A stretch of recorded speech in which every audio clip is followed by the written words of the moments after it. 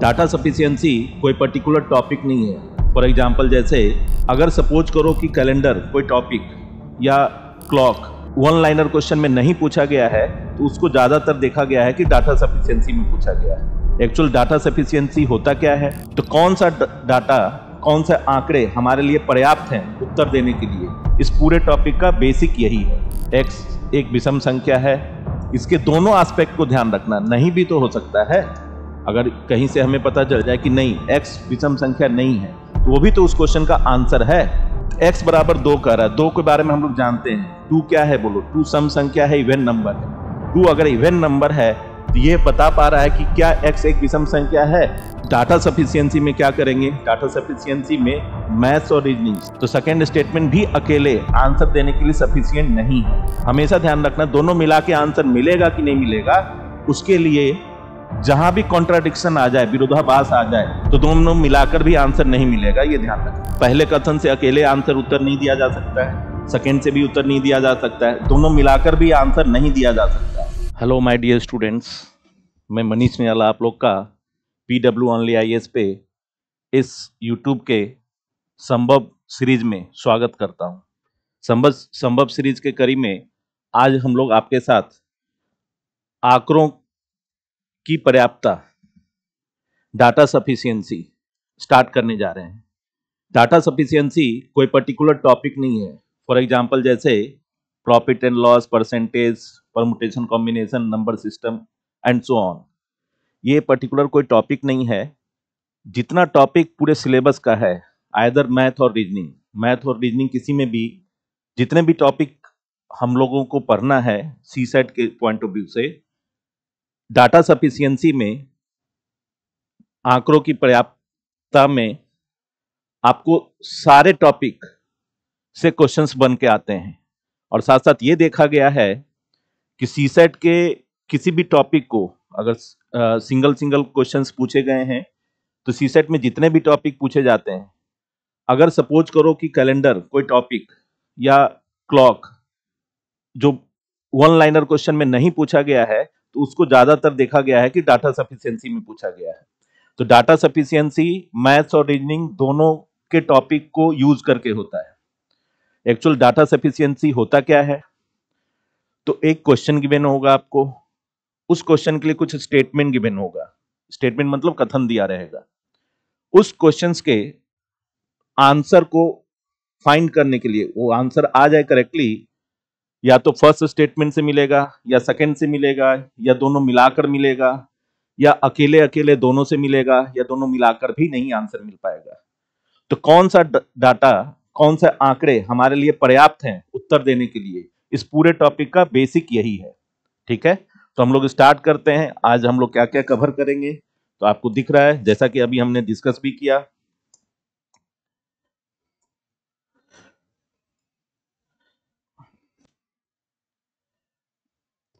आज हम लोग कवर करेंगे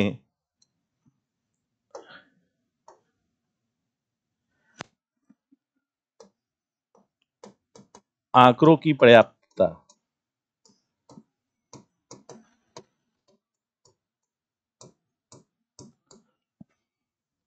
ठीक है, साथ साथ इसी को हम लोग इंग्लिश में डाटा सफिशिएंसी, ठीक है, साथ साथ आज हम लोग निश्चित रूप से स्क्वायर ऑफ 2 डिजिट भी पढ़ेंगे।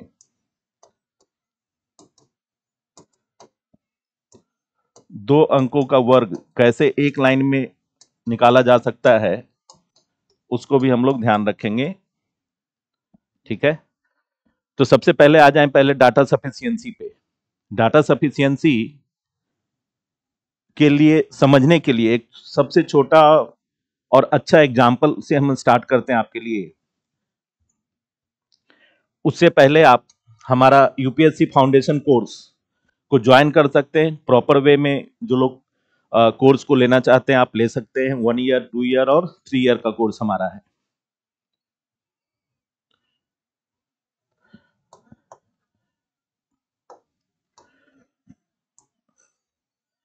अब इसको डाटा सफिशिएंसी का बेसिक समझने के लिए एक क्वेश्चन में लिख रहा हूं। क्वेश्चन है क्या x एक विषम संख्या है? क्या x एक विषम संख्या है? Question mark. ठीक है। Is x an odd number? ठीक है। इसके लिए फर्स्ट स्टेटमेंट दिया हुआ है, पहला कथन दे रखा है x इज इक्वल टू 2 और दूसरा कथन दे रखा है x इज इक्वल टू 3। ठीक है। तो x एक विषम संख्या ये पूछा जा रहा है, तो इसमें बस ये ध्यान रखते हैं कि पहले तो क्वेश्चन का ध्यान रखते हैं, इस क्वेश्चन का क्या उत्तर हो सकता है। सबसे पहले किसी भी क्वेश्चन में अगर नोट ऑफ इंटरोगेशन है, क्वेश्चन मार्क दिया हुआ है, जैसे क्या मैं मनीष निराला हूं, तो हाँ मैं मनीष निराला हूं। ऐसा भी हो सकता है किसी हिसाब से पता चल जाए कि मैं सचिन तेंदुलकर हूं, तो no you are not a Manish Nirala, नहीं आप मनीष निराला नहीं है। मतलब आपको डाटा सफिशिएंसी में जो क्वेश्चन पूछा गया है उस क्वेश्चन का उत्तर क्या हो सकता है और उस उत्तर के लिए कौन कौन सा स्टेटमेंट, कौन कौन से कथन पर्याप्त हैं, उसी के हिसाब से आंसर करना होता है। ठीक है। तो सबसे पहले क्या x एक विषम संख्या है, तो किसी भी क्वेश्चन का जवाब हाँ या ना में हो सकता है जब कभी क्या में पूछा जाए। तो इसका उत्तर क्या हो सकता है? हाँ x एक विषम संख्या है। इसके दोनों एस्पेक्ट को ध्यान रखना, नहीं भी तो हो सकता है। अगर कहीं से हमें पता चल जाए कि नहीं x विषम संख्या नहीं है, तो वो भी तो उस क्वेश्चन का आंसर है। तो जब भी किसी भी क्वेश्चन का आंसर दोनों एस्पेक्ट में हो, दोनों पहलू में हो, या तो हाँ या ना, आइदर यस और नो में हो, तो दोनों का ध्यान रखते हैं आंसर करते समय। ये मोस्ट इंपॉर्टेंट पार्ट है पूरे डाटा सफिशिएंसी का, इसको समझना है। और उसके बाद तो बहुत सारे क्वेश्चंस करने हैं, ज्यादातर पीवाईक्यू प्रीवियस ईयर क्वेश्चन में आए हुए हैं और कुछ क्वेश्चन जो अलग से भी हैं। ठीक है। तो सबसे पहले अभी क्या x एक विषम संख्या है? अब हम लोग देखते हैं पहला कथन क्या कह रहा है। कथन एक क्या कहना चाह रहा है? x बराबर 2 कह रहा है। 2 के बारे में हम लोग जानते हैं। 2 क्या है बोलो? 2 सम संख्या है, इवन नंबर है। 2 अगर इवन नंबर है तो ये बता पा रहा है कि क्या x एक विषम संख्या है? तो नहीं, x एक विषम संख्या नहीं है। पर फर्स्ट स्टेटमेंट अकेले कंफर्म इसका उत्तर दे पा रहा है। उसी तरीके से सेकेंड स्टेटमेंट x बराबर 3, यानी x 3 का मतलब विषम संख्या ऑड नंबर है, यानी हाँ x एक विषम संख्या है। यानी ये दोनों एस्पेक्ट को इंडिविजुअली कथन एक कथन दो उत्तर दे पा रहा है। स्टेटमेंट 1 स्टेटमेंट 2 इंडिविजुअली है ना, अकेले अकेले देने में सब सक्षम है। तो इस ऐसे क्वेश्चन में ध्यान रखेंगे कि या तो एक या तो दो, या कथन एक या कथन दो पर्याप्त है उत्तर देने के लिए। पर्याप्त है, ये जिस ऑप्शन में लिखा रहेगा उत्तर पर्याप्त है उत्तर देने के लिए, पर्याप्त है उत्तर देने के लिए। एक्चुअल में जब आंसर करना होता है, सपोज करो ऐसे रहता है ऑप्शन में कि फर्स्ट से मिल रहा है सेकंड से नहीं, तो ऑप्शन 1 करना होता है। सेकंड से मिल रहा है फर्स्ट से नहीं, तो ऑप्शन सेकंड करना होता है। फर्स्ट से भी नहीं मिल रहा है, सेकंड से भी नहीं मिल रहा है, और दोनों मिला के भी नहीं मिल रहा है, तो ऑप्शन कुछ लिखा रहता है कि 3 करो 4 करो ऐसे करके। बहुत बार ऐसा होगा फर्स्ट से भी मिल रहा है, सेकंड से भी मिल रहा है, इंडिविजुअली एक से भी मिल रहा है, दूसरे से भी मिल रहा है। बहुत बार ऐसा होगा कि पहले से भी नहीं मिल रहा है आंसर, दूसरे कथन से भी नहीं मिल रहा है, लेकिन दोनों मिला के आंसर मिल रहा है। उस हिसाब से ऑप्शन में लिखा रहेगा कि कब ऑप्शन 1 करना है, कब 2 करना है, कब 3 करना है, कब 4 करना है, कब 5 करना है, या जो भी ऑप्शन, जितने भी ऑप्शन दिए हैं हमारे क्वेश्चंस में उसको करना है। ठीक है। तो हम समझ पा रहे हैं कि आप इस बात को समझ रहे हो कि हम लोग डाटा सफिशिएंसी में क्या करेंगे। डाटा सफिशिएंसी में मैथ्स और रीजनिंग सभी टॉपिक से क्वेश्चंस आते हैं। ठीक है। जैसे अगर हम देखें, ये लिखना चाहें कि क्या, एक क्वेश्चन फिर से बता रहे हैं, क्या x y से बड़ा है? Is x greater than y? और इसके दो स्टेटमेंट दिए हुए हैं, दो कथन दे रखे हैं, पहला और दूसरा। पहले में दिया हुआ है कि x 145 से बड़ा है, दूसरा दिया हुआ है y 140 से बड़ा है।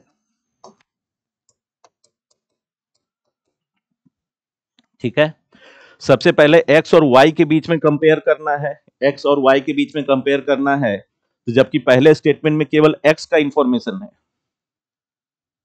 केवल x का इंफॉर्मेशन है, इसको हम लोग अगर ऐसे करके भी क्वेश्चन में दिया जा सकता है x ग्रेटर देन 145, और इसमें दिया जा सकता है x ग्रेटर देन 140। ठीक है, तो बताओ x जो है वो 145 से बड़ा है, लेकिन पहले स्टेटमेंट में, पहले कथन में y के बारे में तो है ही नहीं कुछ लिखा हुआ, तो क्या अकेले कथन एक आंसर देने के लिए सफिशियंट है? तो नहीं है सफिशियंट। ठीक है, क्योंकि x और y के बीच में कंपेयर करना है। फिर देख लो दूसरा, सेकेंड जो है वो y, सेकेंड में केवल y के बारे में है। देखो y 140 से बड़ा है, तो केवल सेकेंड में y के बारे में इंफॉर्मेशन है, फिर से x के बारे में नहीं है। तो x और y के बीच में जो कंपेयरिंग होगा, कंपेयर कर सकते हैं, नहीं कर पाएंगे y से, मतलब सेकेंड स्टेटमेंट से। तो सेकेंड स्टेटमेंट भी अकेले आंसर देने के लिए सफिशियंट नहीं है। क्या दोनों मिला के आंसर दिया जा सकता है? तो दोनों मिला के जब आंसर अगर दिया जा सकता है तो हम क्या करें? तो कुछ एक एग्जाम्पल मान ले, और सबसे बड़ी बात है x 145 से बड़ा है, तो काफी कुछ भी नंबर ले सकते हो, 145 से ज्यादा है ना, 146, 47 एंड सो ऑन, कहीं कहीं तक भी जा सकते हो। और y 140 से बड़ा है तो 140 से ज्यादा ले सकते हो। ठीक है, अब इसमें एक सिचुएशन बनाओ, एक स्थिति बनाओ, जिस स्थिति को हमेशा ध्यान रखना, दोनों मिला के आंसर मिलेगा कि नहीं मिलेगा, उसके लिए जहां भी कॉन्ट्राडिक्शन आ जाए, विरोधाभास आ जाए कथनों में, तो दोनों मिलाकर भी आंसर नहीं मिलेगा, ये ध्यान रखना। जैसे मान लो कोई स्टूडेंट ने कहा कि x का मान हमने 146 ले लिया, ठीक है, कोई दिक्कत नहीं है ना, और x का मान, y का मान हमने 141 ले लिया, तब तो डेफिनेटली x बड़ा है y से। इस स्थिति में तो x y से बड़ा है। क्या ये हर स्थिति में बड़ा है? तो जब सेकेंड स्थिति देखेंगे तो x को हम 146 ही ले लें, लेकिन हम y 150 भी ले सकते हैं। क्यों? y तो 140 से बड़ा कुछ भी ले सकते हैं ना। तो अब इस स्थिति में x y से छोटा हो गया, बड़ा नहीं हुआ, तो यहीं पे कंट्राडिक्शन हो गया, विरोधाभास उत्पन्न हो गया।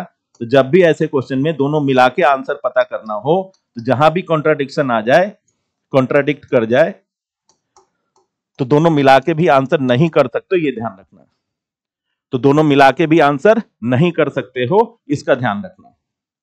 ठीक है, तो इस चीज को ध्यान रखना, एकदम से बहुत ही इंपॉर्टेंट पॉइंट ये हमने आपको बताया कि आपको ध्यान ये रखना है।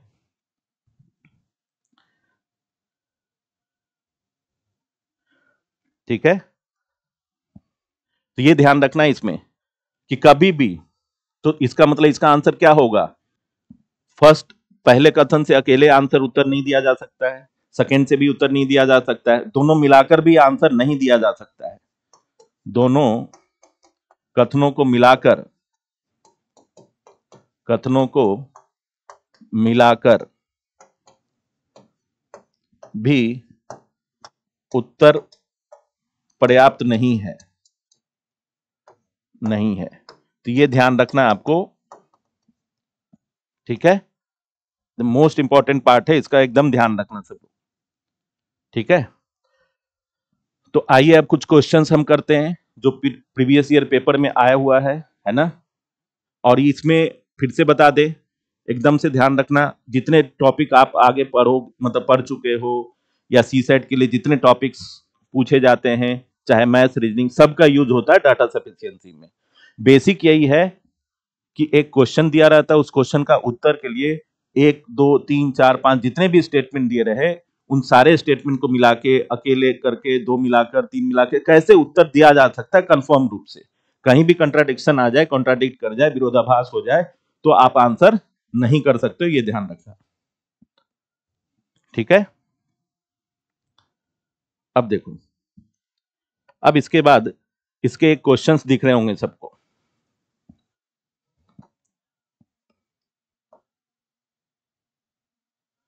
देखो क्वेश्चन में क्या है, क्वेश्चन में पूछा हुआ है क्या P बड़ा है Q से, है ना, ये पूछ रहा है कि P जो है वो Q से बड़ा है, लेकिन ये क्या में पूछ रहा है,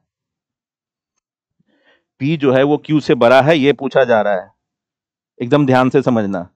तो बस इसमें जो भी स्टेटमेंट दिया है उस स्टेटमेंट को, पहली स्थिति को दूसरी स्थिति को लेकर चलो, ठीक है।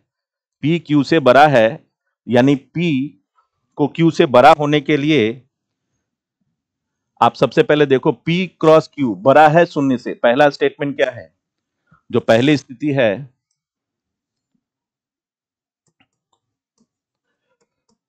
ना, उसमें क्या लिखा है, P क्रॉस Q बड़ा है शून्य से, है ना। अभी फिलहाल इतना जानने के बाद हमें समझना है कि क्या P और Q दोनों बड़ा है, दोनों छोटा है, कुछ भी जो भी है इसके इसमें मान कहा हुआ है। तो सबसे पहले इसमें क्या करेंगे, अब ये बताओ P और Q का प्रोडक्ट गुणनफल P और Q दोनों गुना होके जीरो से बड़ा हो जाए, इसका मतलब क्या है, अगर Q को जीरो रख देते हो तो P इंटू जीरो जीरो हो जाएगा, तो जीरो से बड़ा नहीं होगा। Q को भी जीरो रख देते हो तो दोनों, मतलब दोनों में किसी एक को भी जीरो नहीं रख सकते हो, क्योंकि जीरो रखोगे तो जीरो के बराबर हो जाएगा, जीरो से बड़ा नहीं होगा। इसका मतलब P और Q क्या रख सकते हो, तो P और Q दोनों पॉजिटिव रख सकते हो, प्लस में धनात्मक संख्या। P और Q दोनों को निगेटिव में रख सकते हो, P और Q दोनों को निगेटिव में रख सकते हो, P और Q दोनों को निगेटिव में रख सकते हो, ऋणात्मक, तब जाके वो पॉजिटिव होगा, तब जाके वो पॉजिटिव होगा, ठीक है। जैसे P का मान 2 रख लो और Q का मान 3 रख लो, तो ये ग्रेटर देन जीरो होगा, तो होगा 2 3 जा 6, तो जीरो से बड़ा होगा। लेकिन P का मान -2, मतलब P और Q को या तो दोनों को पॉजिटिव रखो या दोनों को निगेटिव रखो, ठीक है। ये हो जाएगा, फिर से 6 हो जाएगा, माइनस माइनस प्लस होता है, ग्रेटर देन जीरो होगा, ठीक है। इससे क्या पता चला, लेकिन इससे ये कंफर्म नहीं है ना कि P Q से बड़ा ही है, क्यों, क्योंकि P को हमने अभी फिलहाल 2 मान लिया है, तो 2 और 3, जबकि -2 जो कम, हमेशा साइन का देखना ध्यान से, जब भी 2 और 2 3 से बड़ा है, लेकिन जैसे ही दोनों में साइन लगा देते हैं, -2 -3 कर देते हैं, तो ये साइन चेंज हो जाता है, ध्यान रखना। 2 और 3, 2 ग्रेटर देन 3 अगर है, ऐसे तो है नहीं, लेकिन अगर है तो अगर साइन चेंज कर देते हैं तो उसका रिवर्स हो जाता है। तो ऐसे भी ध्यान रखना इसमें कि -2 और -3, तो माइनस के साथ छोटा वैल्यू बड़ा हो जाता है, माइनस के साथ बड़ी वैल्यू छोटी हो जाती है। तो इसका मतलब इससे ये समझ में आ रहा है कि P जो है वो Q के ग्रेटर नहीं है, पहला वाला सिचुएशन से पता चल रहा है कि P Q से बड़ा नहीं है, यानी फर्स्ट स्टेटमेंट इसके लिए सफिशियंट नहीं है ना, फर्स्ट स्टेटमेंट इसके लिए सफिशियंट नहीं है, ठीक है। सेकेंड स्टेटमेंट क्या लिख रहा है, देखो सेकेंड स्टेटमेंट में क्या लिखा है, P स्क्वायर बड़ा है Q स्क्वायर से। सेकेंड स्थिति को देख लो, P स्क्वायर जो है वो Q स्क्वायर से बड़ा है ना। इसका मतलब क्या है, P स्क्वायर Q स्क्वायर से बड़ा है, फिर से P और Q को दोनों को पॉजिटिव मान लो और दोनों को निगेटिव मान लो। देखना, अगर P को 3 मान लेते हैं और Q को 2 मान लेते हैं, तो 3 स्क्वायर ग्रेटर देन 2 स्क्वायर होगा, यानी 9 ग्रेटर देन 4 होगा। लेकिन अगर इसको -3 और इसको -2 मान लेते हैं, ठीक है, तो यहां ध्यान रखना कि ये 9 हो गया और ग्रेटर देन 4 हो गया, लेकिन -3 क्या है, -3 अगर P का वैल्यू मान लिया और Q का वैल्यू -2 मान लिया, तो ये तो देखो बड़ा है लेकिन छोटा है, तो P जो है वो Q से छोटा है। तो फिर से क्या हुआ बोलो, फिर से P और Q में कंपेयर जब किए तो P और Q का value, P smaller than Q हो गया। इसका मतलब फिर से यहां पर हम कंफर्म नहीं बता सकते हैं कि पी क्यू से बड़ा ही है। क्या दोनों मिला के कर सकते हैं? क्या दोनों सिचुएशन को मिला के हम लोग कर सकते हैं? तो दोनों सिचुएशन को मिलाकर भी नहीं कर सकते हैं। इसका मतलब दोनों मिलाकर भी पी और क्यू का कंफर्म, दोनों सिचुएशन को अगर मिला भी दें तब भी वही सिचुएशन में आ जाएगा, क्योंकि पी लेस देन क्यू होगा ही जब -3 और -2 एक बार रखेंगे निगेटिव में। तो इसका मतलब दोनों मिलाकर भी आंसर नहीं हो सकता है। इस प्रश्न का दोनों कथनों को एक साथ उपयोग करके भी नहीं दिया जा सकता, यही आंसर होगा। ठीक है, कुछ नहीं करना इसमें ना, हमेशा जो सिचुएशन है उसका ध्यान रखते हैं और उसी से क्वेश्चन का आंसर करने का प्रयास करते हैं। ठीक है, देखिए अभी ये क्वेश्चन देख सकते हैं, क्या P plus Q minus R बड़ा है P minus Q plus R से, जहां P, Q और R पूर्णांक संख्या है। पूर्णांक मतलब इंटीजर है ना, माइनस इंफिनिटी से इंफिनिटी है, जो हमने डिस्कस किया हुआ है नंबर सिस्टम में।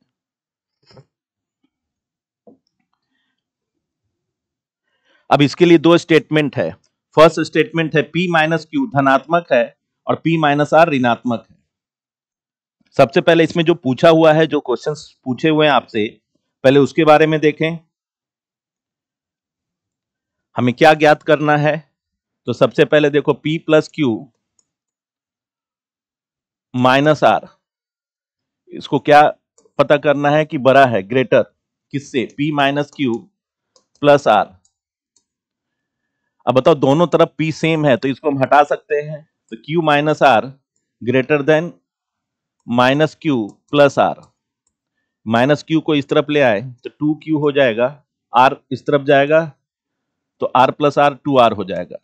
तो यहां से हम Q ग्रेटर देन R कह सकते हैं, है ना। तो Q के बारे में हम कह सकते हैं कि Q जो है वो R से बड़ा है, लेकिन जो पूछा है उससे। अब उसके लिए जो दो स्टेटमेंट दिया है, उस दोनों स्टेटमेंट के बारे में देख लें।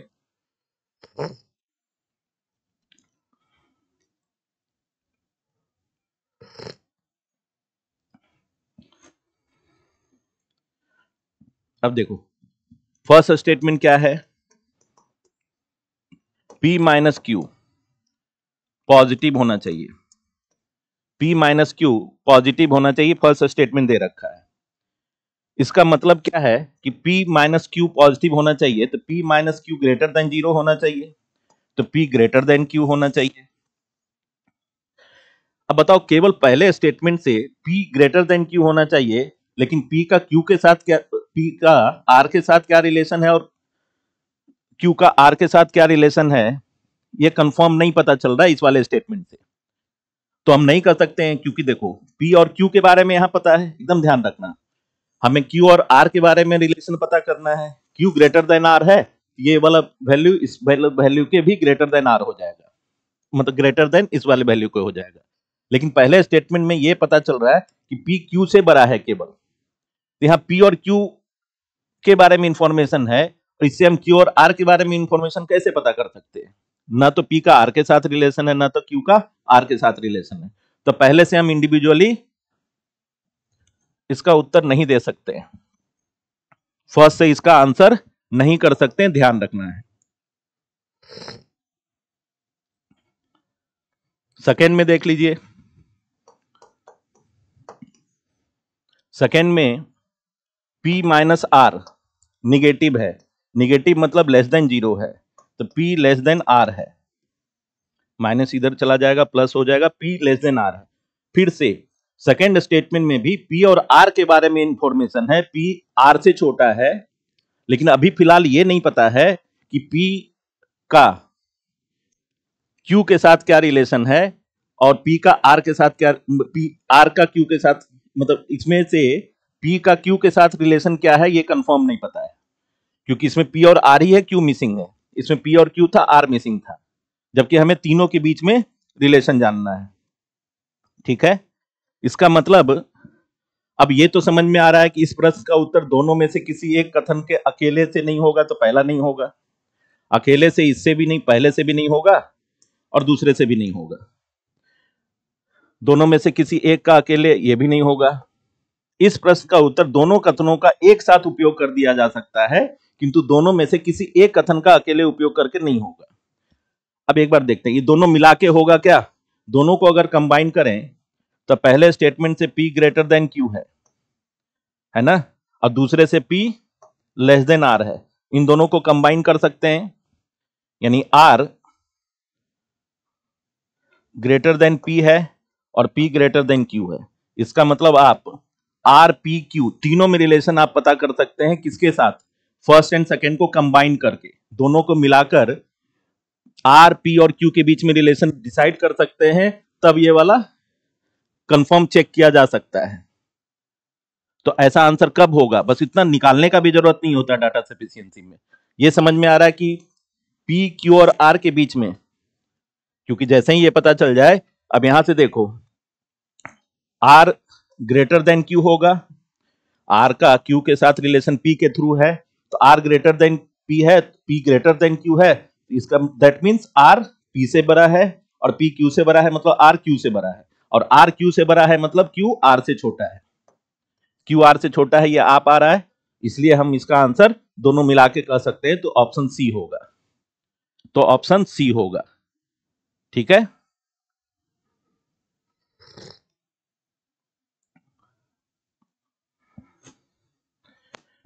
ठीक है, समझ पा रहे हो? हमेशा ना बस जितना इंफॉर्मेशन है, सोचो P Q R के बीच में कंपेयर था, पहले से तो मिलेगा ही नहीं, दूसरे से भी नहीं मिलेगा, क्योंकि पहले में P और Q और R तीनों है नहीं, दूसरे में भी नहीं है, अकेले अकेले तो होगा नहीं, लेकिन दोनों मिला के होगा कि नहीं होगा, उसके लिए आपको चेक करना पड़ेगा बस, ठीक है। अब देखो नेक्स्ट क्वेश्चन,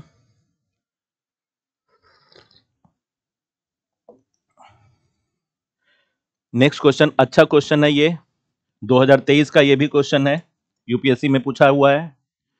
किसी तीन अंकों की एक संख्या, 3 अंकों की संख्या मतलब 3 डिजिट नंबर्स है ना, पर विचार कीजिए, और पूछा जा रहा है वह संख्या क्या है। क्वेश्चन ये है कि वह संख्या क्या है, वो नंबर क्या है 3 डिजिट का, ये पता करना है। किससे पता किया जा सकता है? उसके लिए कुछ स्टेटमेंट दिया है, कथन 1 दिया है, कथन 2 दिया है। कथन 1 में लिखा है उस संख्या के अंकों का योगफल अंकों के गुणनफल के बराबर है। ऐसी एक ही स्थिति हो सकती है हमारे हिसाब से। पहला स्टेटमेंट ये कह रहा है, स्टेटमेंट फर्स्ट ये कह रहा है कि उन तीनों अंकों का एक जो संख्या बना, उन तीनों अंकों का योगफल उन तीनों अंकों के गुणनफल के बराबर है। तो एक ही स्थिति ऐसी बनती है कि अगर 1 2 3 को जोड़ दो और 1 2 3 को गुना कर दो, है ना,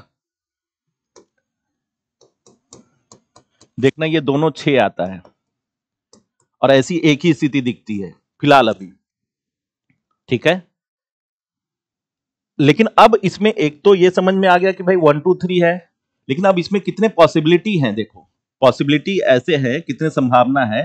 तो अगर हम 123 लिख दें तो भी पॉसिबल है ना, 132 लिख दें तो भी पॉसिबल है। क्यों भैया, 1 गुने 2 गुने 3 करो या 1 गुने 3 गुने 2 करो, है तो 6 ही, एक योगफल भी 6 है, तो ये दोनों स्थिति हो सकता है। इसमें ऐसा भी हो सकता है कि 213 हो जाए या 231 हो जाए, तब भी होगा, फिर से वही तीनों डिजिट है, वही तीनों डिजिट है। इसमें ऐसा भी हो सकता है कि 312 और 321, ये भी हो सकता है। तो ऐसी 6 स्थिति हो सकती है। सबसे पहले तो ये समझना है, ऐसी 6 स्थिति हो सकती है, सबसे पहले ये समझना है। लेकिन क्या इससे कंफर्म एक ही बता सकते, यूनिक नंबर, अद्वितीय संख्या बता सकते हो जो 3 अंकों का है? अगर हम कहते हैं 123, तो कोई कहेगा ना, कोई स्टूडेंट बोलेगा सर 132 भी तो हो सकता है।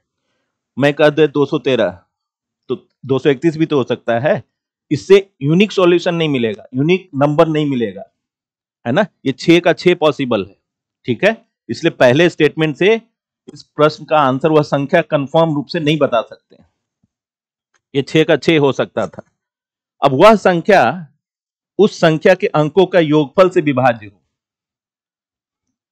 वह संख्या उस संख्या के अंकों का, चाहे कैसा भी हो, उसके अंकों का योगफल तो 6 ही होगा। देखो और 6 से विभाजिता का नियम क्या है?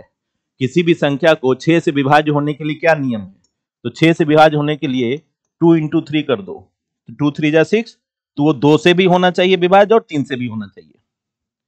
6 से विभाजिता का नियम में 2 गुने 3, जैसे 12 है तो 12 को 3 गुने 4 कर दो, तो 12 किससे विभाजित होगा? तो वो संख्या जो 3 और 4 दोनों से विभाजित हो वो 12 से भी विभाजित होगा। उसी प्रकार से वह संख्या जो 2 और 3 दोनों से विभाजित हो वो 6 से विभाजित होगा। अब यहां से देख लो 6 से विभाजित होने वाले तो सब है, अभी नहीं है, क्योंकि 6 से विभाजित होने के लिए 3 से विभाजित होना चाहिए। तो 3 से विभाजित होने के लिए क्या होगा? तीनों का योगफल 3 से विभाजित हो जाए, साथ साथ 2 से भी विभाजित हो, मतलब सम संख्या तो हो ही। बताओ ये सम संख्या है? ये सम संख्या है?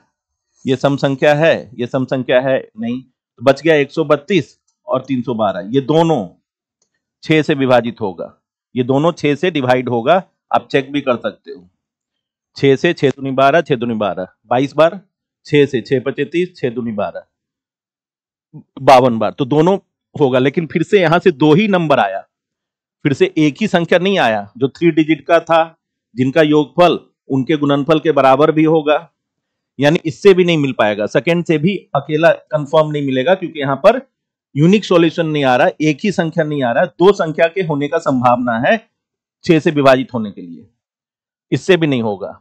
इसका मतलब दोनों मिलाकर भी नहीं होगा, ठीक है। तो इसका आंसर डी हो जाएगा। कैसे? इस प्रश्न का उत्तर दोनों कथनों को एक साथ उपयोग करके भी नहीं, दोनों मिलाकर भी नहीं हो रहा है, ठीक है। अकेले से तो होगा नहीं, दोनों मिलाकर भी नहीं हो रहा है, तो आंसर क्या हो जाएगा? ऑप्शन डी, ठीक है। तो इसका ध्यान रखना सब लोग। अब देखो, अब यहां दिख रहा होगा सबको, ये रीजनिंग का क्वेश्चन है, डाटा सफिशिएंसी में रीजनिंग पूछा गया है। आप एक बार इसको पढ़ सकते हो अच्छे से।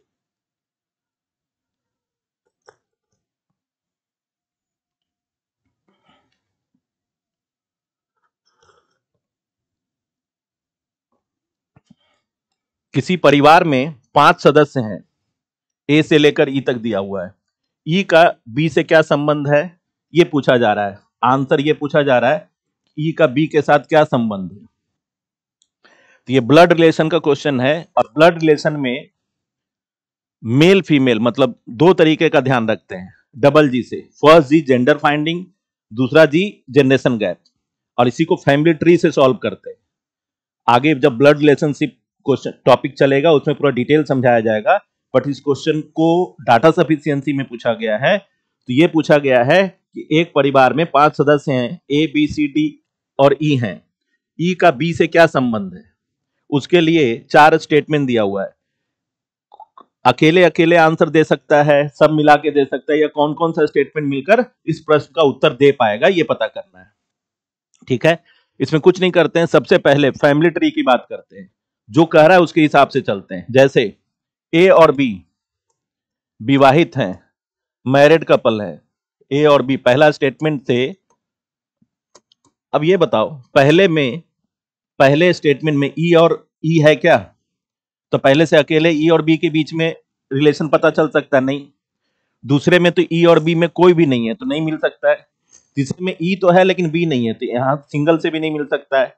कथन 4 में भी ए ई है और बी दोनों नहीं है, तो अकेले अकेले तो नहीं मिल सकता है। समझ गए? अकेले अकेले इसका आंसर नहीं दिया जा सकता, इसका ध्यान रखना है, ठीक है। अब मैरिड कपल है, शादीशुदा है अगर, तो उसमें फैमिली ट्री के समय में दोनों तरफ एरो देते हैं, दोनों तरफ एरो देते हैं, मतलब एक मेल है तो दूसरा फीमेल है, निश्चित रूप से जेंडर फाइंड करना जरूरी है इसमें, ठीक है। दूसरा क्या लिखा है? डी पिता है सी का, तो अब यहां तो डी है नहीं, सी नहीं है, हम कहां से स्टार्ट कर सकते हैं? नहीं। तीसरा क्या? ई पुत्र है डी का,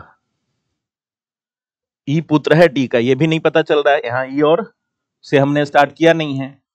चौथा क्या? ए और सी बहने हैं, अगर ए और सी बहने हैं, ये फैमिली ट्री हम बना रहे हैं, एकदम ध्यान रखना, हमने इसी से स्टार्ट कर दिया, कोई दिक्कत नहीं है। ए और बी बहने हैं, तो ए और बी अगर बहने हैं तो भाई बहन हो या बहन बहन हो, जो भी हो, है ना, उसके लिए सेम जनरेशन में रखते हैं। और ए के बारे में कंफर्म पता है कि बहनें हैं, ए और बी दोनों बहनें हैं। ए और सी, सॉरी, ए और सी बहनें हैं। तो ए और सी अगर बहनें हैं, आपस में बहन हैं, सिस्टर्स हैं, तो दोनों फीमेल हैं। यानी मेल को प्लस से दिखाते हैं और फीमेल को माइनस से दिखाते हैं, ये भी ध्यान रखना।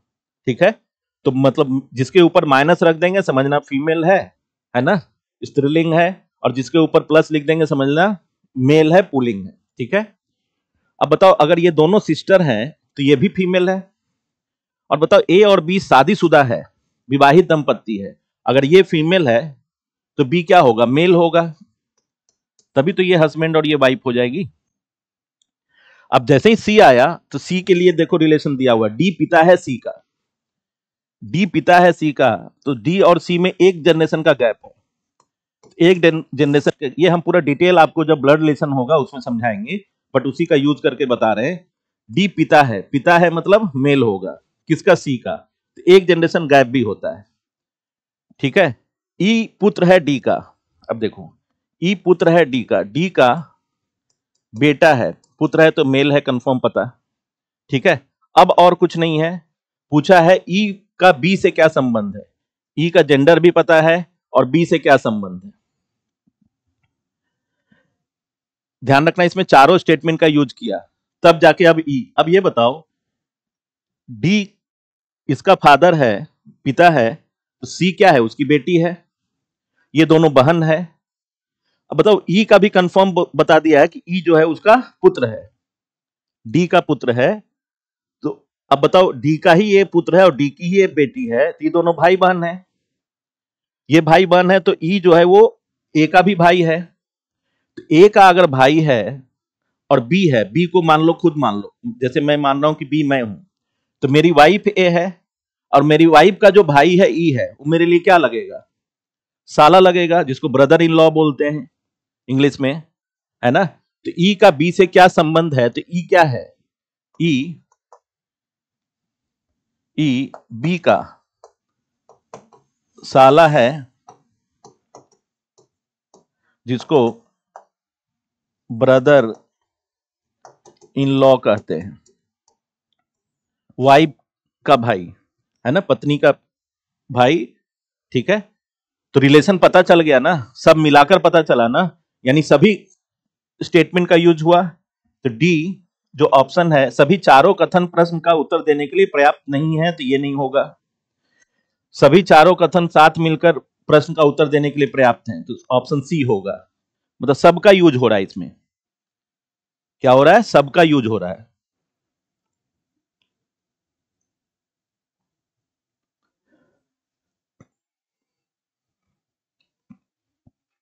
ठीक है, अब देखो ये क्वेश्चन देखो, फिर से इसमें भी रीजनिंग का क्वेश्चन है ना, एज संबंधित प्रश्न है, आयु संबंधित प्रश्न, प्रॉब्लम बेस्ड ऑन एजेज है ये, लेकिन ये डाटा सफिशिएंसी में पूछ रखा है। तो मैं पहले भी बताया हूं, अभी भी बता रहा हूं कि डाटा सफिशिएंसी कोई पर्टिकुलर टॉपिक नहीं है, लगभग सारे टॉपिक्स से डाटा सफिशिएंसी के हिसाब से क्वेश्चंस बनाए जा सकते हैं, बनाए जाते हैं। अब आप देख सकते हो 5 बच्चों के लिए जिनकी आयु A less than B less than C less than D less than E है, क्रम में है। ए सबसे छोटा है, उससे छोटा बी है, फिर सी है, फिर डी है, तो ए सबसे छोटा है, यानी सबसे बड़ा ई है, उससे डी है, फिर सी है, फिर बी है, फिर ए है ना। सबसे छोटे बच्चे की आयु पूछ रहा है, सबसे छोटे बच्चे की आयु पूछा जा रहा है, जो इसमें सबसे छोटा है ना, सबसे छोटा कौन है, ए है। इसमें सबसे छोटा कौन है बताओ, ए है, तो ए की आयु पूछी जा रही है। किसकी आयु पूछी जा रही है, तो ए की आयु पूछी जा रही है। ठीक है, अब हम लोग स्टेटमेंट का ध्यान रखते हैं। सबसे बड़े बच्चे की आयु, सबसे बड़े बच्चे की आयु सबसे छोटे बच्चे की आयु की 3 गुनी है। पहला स्टेटमेंट यही कह रहा है, सबसे बड़े बच्चे की आयु कौन है, सबसे बड़े बच्चे कौन है, ई, और सबसे छोटे बच्चे की आयु का 3 गुना है, 3 इंटू ए है। अगर मान लो कि ए का ए ही एज है, बी का बी है, सी का सी है, ई का ई है, तो ई का कितना है, ई सबसे बड़े बच्चे की आयु जो है वो 3 गुना है। साथ साथ इसमें एक देखना ध्यान से, किसी भी दो उत्तरोत्तर आयु के बीच 2 वर्षों का अंतर है। मतलब ए का बी के साथ, बी का सी के साथ, सी का डी के साथ, डी का ई के साथ 2 वर्ष का अंतर है। कितने वर्ष का अंतर है, 2 वर्ष का अंतर है। तो बताओ, हम ये कह सकते हैं फिलहाल पहले स्टेटमेंट से इतना कह सकते हैं कि अगर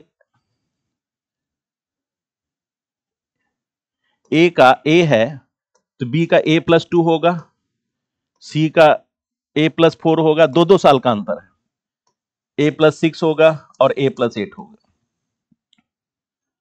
a + 8 होगा। ठीक है, अब इसमें फिर से ये जो स्टेटमेंट था जो दिया हुआ है, इस स्टेटमेंट में इस पर्टिकुलर इंफॉर्मेशन के हिसाब से ई के जगह हम क्या लिख दे, a + 8 लिख दे = 3a कर दे। ठीक है, इसको इस तरफ ले आए, -2a हो जाएगा, -8 हो जाएगा, a बराबर कितना आ गया, 4। यानी सबसे छोटे बच्चे की आयु का अगर देखें, सबसे छोटे बच्चे की आयु का देखें तो आपको पता चल रहा है कि ए से पता चल गया आंसर। मतलब फर्स्ट स्टेटमेंट से इतना कह सकते हैं कि सबसे छोटे बच्चे की आयु कितना, 4 साल। ठीक है, तो इसका आंसर करने के लिए क्या है, इस प्रश्न का उत्तर दोनों में से किसी एक कथन का अकेले उपयोग कर दिया जा सकता है, किंतु दूसरे कथन का अकेले उपयोग करके नहीं दिया जा सकता है।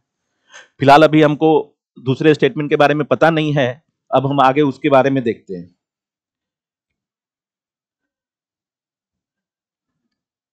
दूसरे स्टेटमेंट में क्या दे रखा है, देखो, बच्चों की औसत आयु 8 वर्ष। उपर्युक्त प्रश्न, हाँ, मतलब इस दूसरे स्टेटमेंट में है कि औसत आयु 8 है, इसका मतलब क्या हुआ, औसत आयु अगर 8 है इसका मतलब क्या हुआ, एवरेज में हमने बहुत कुछ बताया भी था, लेकिन अभी फिलहाल अभी छोड़ दीजिए। अभी ऐसे समझ लीजिए कि बच्चों की औसत आयु 8 है, तो 5 बच्चे हैं, तो टोटल आयु कितना होगा, कुल आयु कितना होगा, टोटल एज कितना होगा, 8 5 जब 40 होगा, है ना। तो हम लोग ये भी पता है हमको कि a + a + 2 + a + 4 + a + 6 + a + 8 बराबर 8। औसत आयु 8 है, अब 5 बच्चे हैं, तो 8 × 5 = 40 हो जाएगा, 40 साल सब मिलाकर। अब इसको जोड़ लो, 1 2 3 4 5, 5a है और प्लस 2 4 6 6 6 12 12 8 20 बराबर, तो 5a बराबर 40 - 20, फिर से 20 हो गया, तो a बराबर यहां से भी 4 इयर्स आ गया। बस इसमें आंसर करने का तरीका हम कह सकते हैं, सबसे छोटे बच्चे की आयु दोनों स्टेटमेंट से अकेले अकेले दिया जा सकता है। पहले से भी 4 आया, दूसरे से भी 4, अगर पहले से 4 दूसरे से 5 आता तो यही विरोधाभास हो जाता, तो दोनों मिला के भी नहीं दे सकते थे, अकेले अकेले भी नहीं कंफर्म कर सकते थे। ठीक है, ये ध्यान रखना। तो अब ये बताओ, दूसरे से भी, पहले से भी कंफर्म है, दूसरे से भी कंफर्म है, आंसर में लिखते देखते समय आंसर करने का कितना भी अच्छा कर क्यों ना लो, सॉल्व भी कर लो, पता चला आंसर करते समय गलती कर दिया, सब मेहनत बेकार हो जाएगा।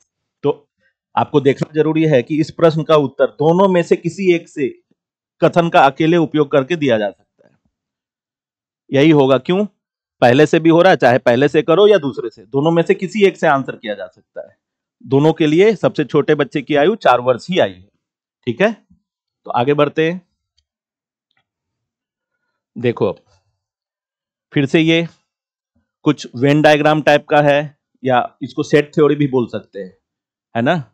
जैसे कुछ बच्चे कॉफी पीते हैं, कुछ बच्चे दूध पीते हैं, कुछ बच्चे, कुछ ऐसे क्वेश्चंस भी बन के आते हैं।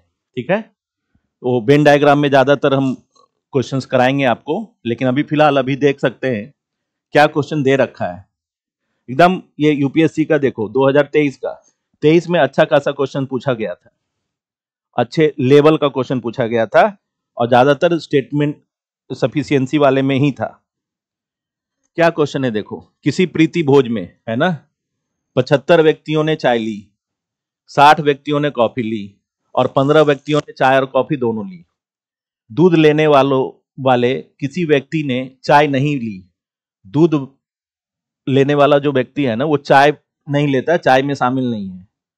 प्रत्येक व्यक्ति ने कम से कम एक पेय पदार्थ लिया। प्रत्येक व्यक्ति कम से कम एक पेय पदार्थ लिया, चाहे चाय, चाहे कॉफी, चाहे दूध। प्रीति भोज में कितने व्यक्ति उपस्थित हुए? प्रीति भोज में कितने व्यक्ति उपस्थित हुए ये पता करना है। उसके लिए दो स्टेटमेंट है। पहला है 50 व्यक्तियों ने दूध लिया। दूसरा है प्रीति भोज में, जितना इंफॉर्मेशन है वो तो है ही इस क्वेश्चन के लिए। अब स्टेटमेंट 1 में दे दिया कि 50% मिल्क लेता है। दूसरा स्टेटमेंट है प्रीति भोज में उपस्थित होने के लिए व्यक्तियों की संख्या केवल दूध लेने वाले व्यक्तियों की संख्या की 5 गुनी है। ध्यान रखना, केवल दूध, ये बहुत इंपॉर्टेंट है। केवल दूध की बात कर रहा है। अब इसमें आंसर करने का तरीका है, इस प्रश्न का उत्तर दोनों में से किसी एक कथन का अकेले उपयोग कर दिया जा सकता है, किंतु दूसरे कथन का अकेले उपयोग कर नहीं दिया जा सकता है। कुछ ऐसा है जो भी, ठीक है।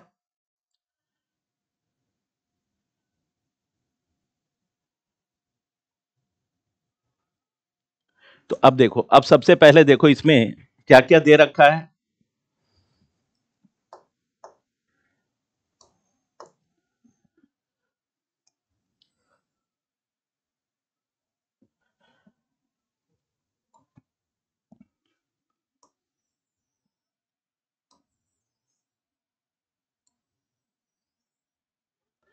देखो ऐसा इसलिए किया, ये चाय वाले हैं, ये कॉफी और ये दूध। चाय वाले कितने हैं? 75 टोटल। कॉफी वाले 60। चाय और कॉफी दोनों वाले 15। तो चाय और कॉफी का जो कॉमन पार्ट है, मतलब 15 ऐसे हैं जो चाय भी पीते हैं और कॉफी भी पीते हैं, उसको रख लिया, है ना। और दूध लेने वाले, दूध वाले जो हैं वो चाय नहीं पीते हैं, इसलिए चाय में उसको शामिल नहीं रखा हमने, केवल कॉफी में कॉमन कर लिया, है ना। तो अभी सबसे पहले जो वैल्यू है उसको देखते हैं। अभी सबसे पहले, अभी दूध का ये पता है कितना, देखो 50 व्यक्तियों ने दूध लिया, ये 50 है पूरा, ठीक है। तो अब इसमें हम लोग ऐसा कर सकते हैं, इसमें एक चीज पता करते हैं कि केवल चाय, तो केवल चाय वाला का जो भाग होता है ना, केवल चाय वाले का जो भाग होता है, एकदम ध्यान से समझना, ये वाला पार्ट, ये केवल चाय वाला पार्ट है, ये केवल कॉफी वाला पार्ट है, ठीक है, और ये केवल दूध वाला पार्ट है, ये ध्यान रखना,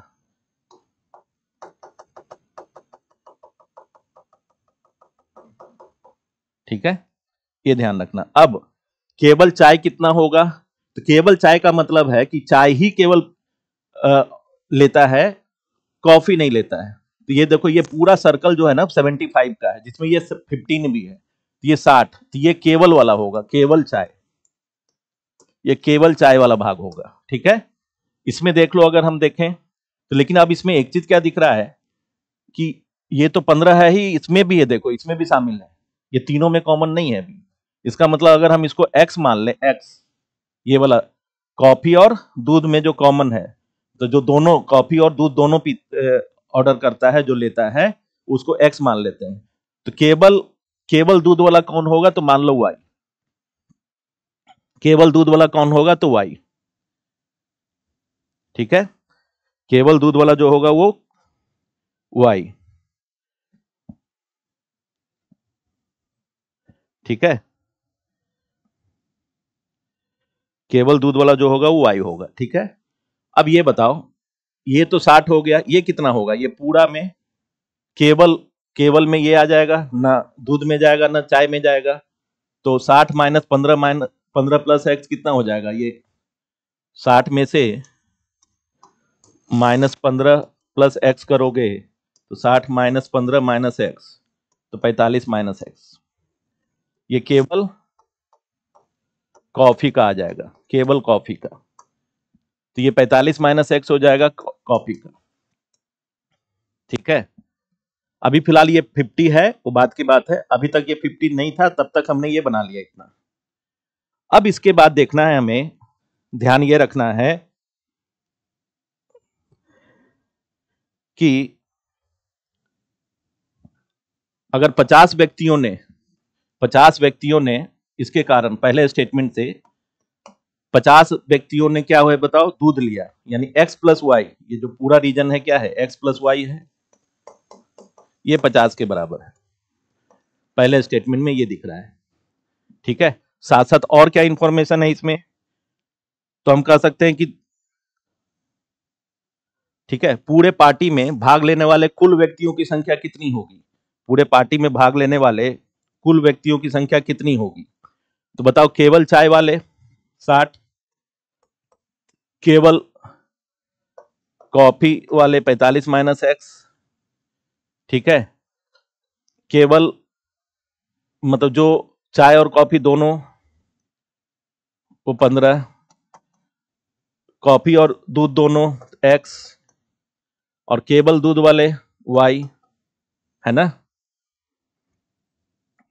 ये किसके बराबर होगा, अगर हम लोग देखें इसको सॉल्व करें अगर पूरे को, तो बताओ, ये x plus minus Y cancel हो गया, ये 60 प्लस 45 प्लस 15 120 हो जाएगा, तो 120 प्लस वाई टोटल हो गया, 120 प्लस वाई टोटल हो गया, यानी यहां से हम लोग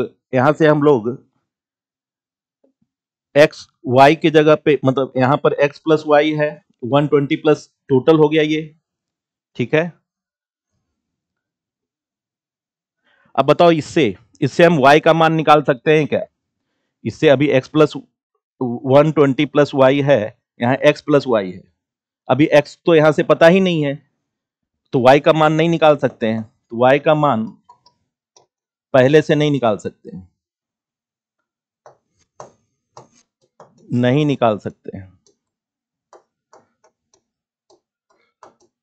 y का मान पता ही नहीं है ना, y का मान पहले से नहीं निकाल सकते हैं। ठीक है, जैसे ही y का मान पहले से नहीं निकाल सकते हैं, तो अगर हम लोग देखें तो दूसरे वाले स्टेटमेंट में देखें, सेकेंड स्टेटमेंट में अगर देखें तो क्या है, बोलो, सेकेंड स्टेटमेंट क्या कह रहा है, देखना, सेकेंड स्टेटमेंट में प्रीति भोज में उपस्थित होने वाले व्यक्तियों की संख्या केवल दूध। अब बताओ, पहले वाले स्टेटमेंट से, मतलब इससे ये अगर हम इसको सॉल्व करें, जो पूरा इंफॉर्मेशन था, ये 50 हटा दें उसका नहीं, इस वाले इंफॉर्मेशन जो दिया उससे हम ये 120 प्लस वाई लिख सकते हैं, प्रीति भोज में शामिल कुल व्यक्तियों की संख्या इतना है 120 प्लस वाई, है ना, की संख्या केवल दूध लेने वाले व्यक्तियों की संख्या का 5 गुना है। केवल दूध वाले कितने हैं, केवल दूध वाले वाई हैं, ध्यान रखना वाई, तो वाई का 5 गुना है, वाई का 5 गुना है,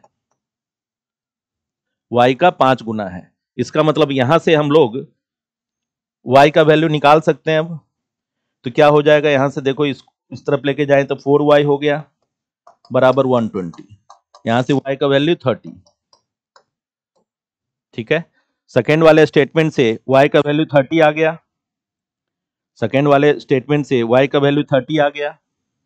ठीक है ना, इसमें ध्यान रखना कि इससे, केवल इससे, क्योंकि ये तो हमें उससे पता चला ना, यहां से y का वैल्यू 30 आ गया, लेकिन अगर टोटल पूछा जाए प्रीति भोज में कितने थे, तो हम इससे तो तुरंत नहीं बता सकते हैं, तो उसके लिए क्या करना होगा,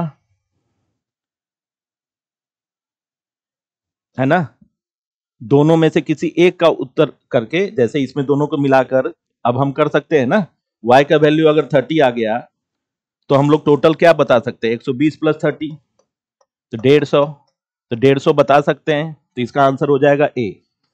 इस प्रश्न का उत्तर दोनों में से किसी एक कथन का अकेले उपयोग करके दिया जा सकता है, लेकिन दूसरे कथन का अकेले उपयोग नहीं किया जा सकता है। ठीक है, यह ध्यान रखना है, मतलब इसमें आपको ध्यान ये रखना है इस वाले क्वेश्चन में कि जो इंफॉर्मेशन दिया उसका ध्यान रखना है, वो तो स्टेट क्वेश्चन में ही दे रखा था, लेकिन केवल वो 50 बता देने से पहले से हो गया, दूसरे से जैसे ही पता चल गया कि 120 प्लस वाई मतलब टोटल आ गया, और वो केवल दूध वाले से, केवल दूध का मान लिया वाई उसका 5 गुना है, इसके बराबर है, तो इससे पता चल गया। ठीक है, नेक्स्ट देखिए, इस क्वेश्चन का ध्यान रखिए।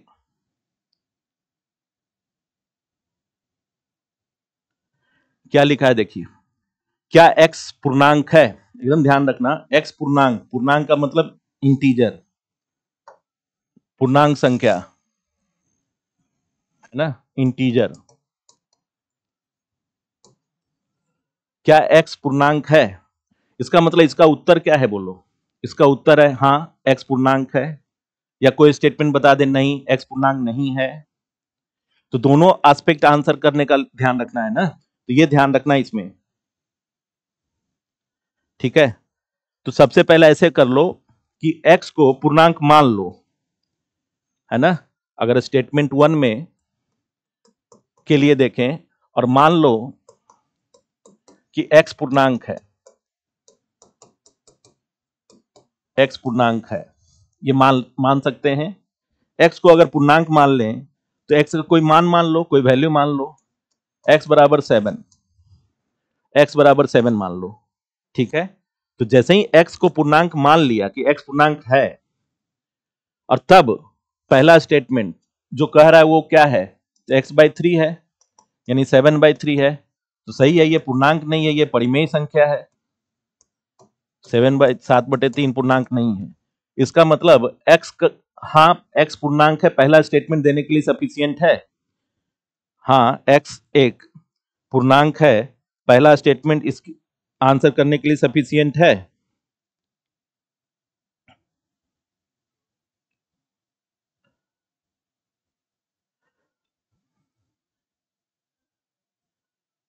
ये बताओ,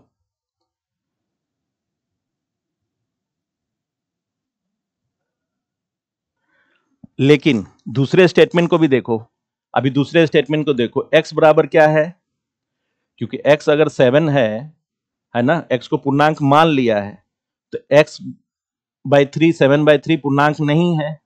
लेकिन जो दूसरा स्टेटमेंट है इसी x पूर्णांक को मानते हुए सेकेंड स्टेटमेंट है, तो सेकेंड स्टेटमेंट में जो 3x है वो क्या हो जाएगा, 3 × 7 तो 21, तो ये पूर्णांक है। अब देखो एक बात बताओ, इसका मतलब क्या हुआ, x को अगर पूर्णांक माना तो पहला स्टेटमेंट पूर्णांक नहीं है, यानी x को पूर्णांक मानते ही माना तो पता चला पहला स्टेटमेंट नहीं दे पाया, लेकिन दूसरा पूर्णांक बता दिया, जबकि दोनों को एक ही बताना चाहिए था, है ना। तो पहले दूसरे दोनों का पूर्णांक x को पूर्णांक मानते हुए नहीं कर सकते हैं। ठीक है, ये ध्यान रखना है। उसी तरीके से अगर x पूर्णांक नहीं है मान लो, क्योंकि उसमें है ना कि क्या x पूर्णांक है, तो x अगर पूर्णांक है तो पहला दूसरा आंसर देने के लिए सफिशियंट है, तो पहले में पूर्णांक नहीं है, दूसरे में पूर्णांक है। ठीक है, यदि x पूर्णांक नहीं है, और पूर्णांक नहीं है तो क्या मान लें हम, इसको कुछ मान लो अपने मन से। ठीक है, इसको मान लेते हैं, x को 7/3 परिमेय संख्या मान लेते हैं, फ्रैक्शन में है। ठीक है, तो कथन एक के अनुसार, कथन एक स्टेटमेंट एक क्या देगा, x/3 क्या देगा, तो x के जगह पर 7/3 और नीचे भी 3 है, 7/9, तो ये क्या हो गया बोलो, ये पूर्णांक नहीं है ना, इंटीजर नहीं है। दूसरा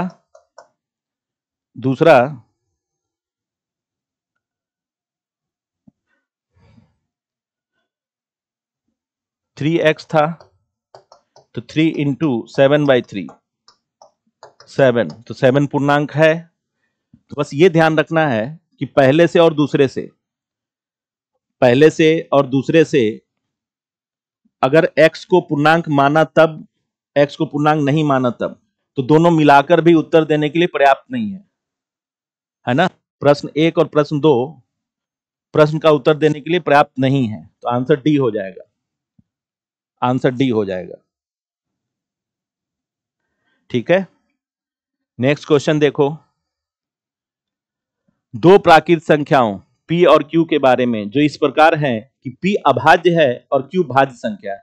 अभाज्य संख्या जानते हैं सब लोग, जिसके केवल दो गुणनखंड होते हैं, एक एक होता है और दूसरा अपने आप होता है, एक और अपने आप, और दो भिन्न गुणनखंड होने चाहिए, एक और एक नहीं, एक और अपने आप। मान लो दो है तो दो का दो गुणनखंड होता है, एक से भी कटता है दो से भी, जैसे 3 है एक से भी कटता है 3 से भी, 5 है एक से भी कटता है 5 से भी, 7 है एक से भी कटता है 7 से भी। 9 अभाज्य संख्या नहीं है, क्यों? क्योंकि 9 एक से भी कटता है, 3 से भी विभाजित होता है और 9 से भी विभाजित होता है, तो 9 और 1 के अलावा और उसके भाजक हो गए, इसलिए वो अभाज्य संख्या नहीं होता है, वो भाज्य संख्या होता है। जो अभाज्य नहीं है उसी को भाज्य बोलते हैं। ठीक है, तो अब देख सकते हो इसमें तीनों स्थिति को लेकर चलना होगा। ठीक है, इसमें ध्यान रखना क्या कह रहा है, p एक अभाज्य संख्या है, तो p अभाज्य है, इसका मतलब p क्या हो सकता है? p सबको पता है 2 हो सकता है, 3, 5, 7, 11 एंड सो ऑन, और q भाज्य संख्या है, तो 4, 6, 8, 10, 12 एंड सो ऑन। ठीक है, अब स्टेटमेंट 1 ले लो, स्टेटमेंट 1 में ले लो, स्टेटमेंट 1 की बात करो, तो अगर p का मान 3 ले लो और q का मान 9 ले लो, तो p अभाज्य संख्या और q अभाज्य संख्या, q भाज्य संख्या है, तो 3 गुने 9 27, तो विषम संख्या हो सकता है। ध्यान रखना, होगा ही और हो सकता है में अंतर होता है।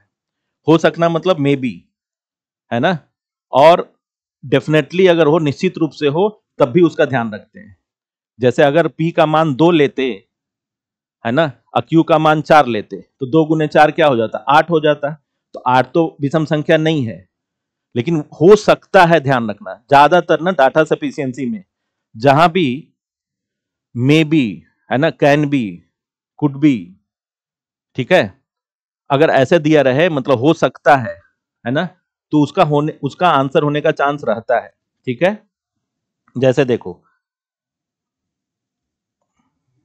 अब देखो सेकंड में क्या है, second statement, second statement q by P अभाज्य संख्या है, q बाई पी एक अभाज्य संख्या है। q के बारे में तो पता है भाज्य है ना, q बाई पी एक अभाज्य संख्या है, q के बारे में तो पता है कि भाज्य है।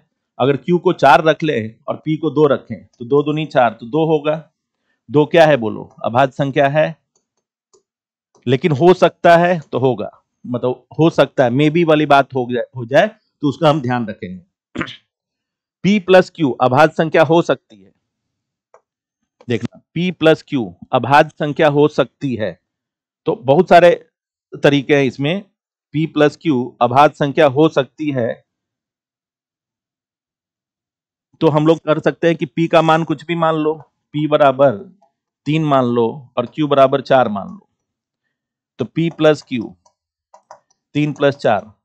हमेशा ऐसे में ना छोटे एग्जाम्पल ऑप्शन से लेकर चलना, ऑप्शन का ध्यान रखना। ऐसे ये भी हो सकता है, इसका मतलब जो भी दिया हुआ है उसके हिसाब से पहला, दूसरा, तीसरा तीनों हो सकता है, तो ऑप्शन डी होगा, तो ऑप्शन डी होगा, ये ध्यान रखना। ठीक है,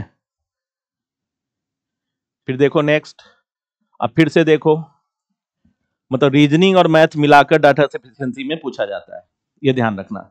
यहां क्वेश्चन दिख रहा होगा सबको, किसी राज्य के 3 शहरों P, Q और R के बारे में नीचे दिए गए प्रश्न और 2 कथनों पर विचार कीजिए। प्रश्न दिया हुआ है, शहर P शहर Q से कितनी दूर है, यह पूछा जा रहा है। What distance between P and Q। फिर क्या है, शहर Q शहर R से 18 किलोमीटर दूर है। कथन 2 है, शहर P शहर R से 43 किलोमीटर दूर है। अब एकदम ध्यान रखना, जैसा कि हमने पहले भी बोला था, बताओ क्वेश्चन पूछा है P और Q में, अगर P और Q में पूछा है तो पहले वाले स्टेटमेंट में P और Q दोनों होना चाहिए, यहाँ क्यू और आर है, तो पी के बारे में पता ही नहीं है, तो पहले से अकेले बता सकते हो क्या? दूसरे में क्या है, पी और आर है, जबकि पी और क्यू के बीच में रिलेशन, तो दूसरे से भी अकेले नहीं बता सकते हो। ठीक है, ये दोनों मिला के भी नहीं बता सकते हो, क्योंकि इसमें ना 18 किलोमीटर दूर है। अब डायरेक्शन पता ही नहीं है कि क्यू आर से 18 किलोमीटर आगे होकर दूर है या क्यू आर से पीछे होकर, क्योंकि अगर देखें पहले स्टेटमेंट को लिखना चाहें, देखना ध्यान से, इसमें जितने भी पॉसिबिलिटी है सबका ध्यान रखते हैं। क्यू आर से 18 किलोमीटर दूर है, तो आर को हम यहां रख दें और यहां से 18 किलोमीटर दूर किसको कर दें, क्यू को। लेकिन ऐसा भी तो हो सकता है, इस डायरेक्शन में भी तो क्यू हो सकता है, देखो 18 किलोमीटर दूर, इस डायरेक्शन में भी तो हो सकता है 18 किलोमीटर दूर क्यू। तो आप कंफर्म बता ही नहीं सकते हो, इसमें डायरेक्शन का भी ज्ञान नहीं, मतलब इंफॉर्मेशन नहीं है, तो हम कह सकते हैं कि अकेले अकेले तो बता ही नहीं सकते, दोनों मिलाकर भी नहीं बता सकते हैं, ये ध्यान रखना है। ठीक है, तो इसके आंसर करने के लिए आपको ध्यान रखना है, कथन 1 और कथन 2 दोनों प्रश्न का उत्तर देने के लिए पर्याप्त नहीं है, तो दोनों मिलाकर नहीं हो सकता है। समझ पा रहे हो ना? मतलब इसमें ना पूरा डिटेल बनाने का जरूरत नहीं है, आप देखना ध्यान से। आपको पहले में क्वेश्चन पूछा पी और क्यू के बीच में कंपेयर करना है, किसके बीच में कंपेयर करना है बताओ? पी और क्यू के बीच में कंपेयर करना है, और पहला स्टेटमेंट में पी है ही नहीं, तो कैसे हम क्यू से कंपेयर कर सकते हैं? तो पहला स्टेटमेंट, इस पहले स्टेटमेंट में दिए गए आंकड़े इस प्रश्न के उत्तर के लिए पर्याप्त नहीं है, इसलिए पहले से तो नहीं ही मिल सकता है। दूसरे में पी और आर है, फिर से क्यू नहीं है, तो दूसरे से भी नहीं मिल सकता है, मतलब अकेले अकेले दोनों आंसर नहीं कर सकता है, दोनों मिलाकर आंसर करेगा कि नहीं करेगा ये पता करना है। लेकिन इसमें हमें ये नहीं कंफर्म पता है कि, जैसे अगर हम देखें पी का, देखना ध्यान से, अगर कोई कहे कि क्यू जो है वो आर से, क्यू आर से 18 किलोमीटर दूर है, ठीक है, और पी आर से 43 किलोमीटर दूर है, मान लो पी को हम 43 किलोमीटर इधर कर ले, ठीक है, तो यहां से यहां तक बता सकते हैं, 43 प्लस 18 कर सकते हैं। लेकिन यही स्थिति होगी हमेशा, ये जरूरी नहीं है, हो सकता है कि आर और क्यू, फिर आर से पी इसी तरफ हो, 18 और ये 43 हो, तो फिर तो दूरी कम हो जाएगी, इसलिए ये दोनों मिला के भी कंफर्म आंसर नहीं दे सकते हैं, इसलिए ध्यान रखना ऑप्शन डी होगा। ठीक है, नेक्स्ट देखिए, अब सीटिंग अरेंजमेंट है ना, बैठने की व्यवस्था, सीटिंग अरेंजमेंट पर भी बेस्ड क्वेश्चन है, पजल पर बेस्ड क्वेश्चन आते हैं, है ना। आप देख सकते हैं 6 व्यक्ति ए बी सी डी और डी ई और एफ किसी वृत्ताकार मेज पर, मेज के केंद्र की ओर मुख करके किए हुए हैं, एक दूसरे के से समान दूरी पर बैठे हैं। तो सबसे पहले अगर हम लोग देखें,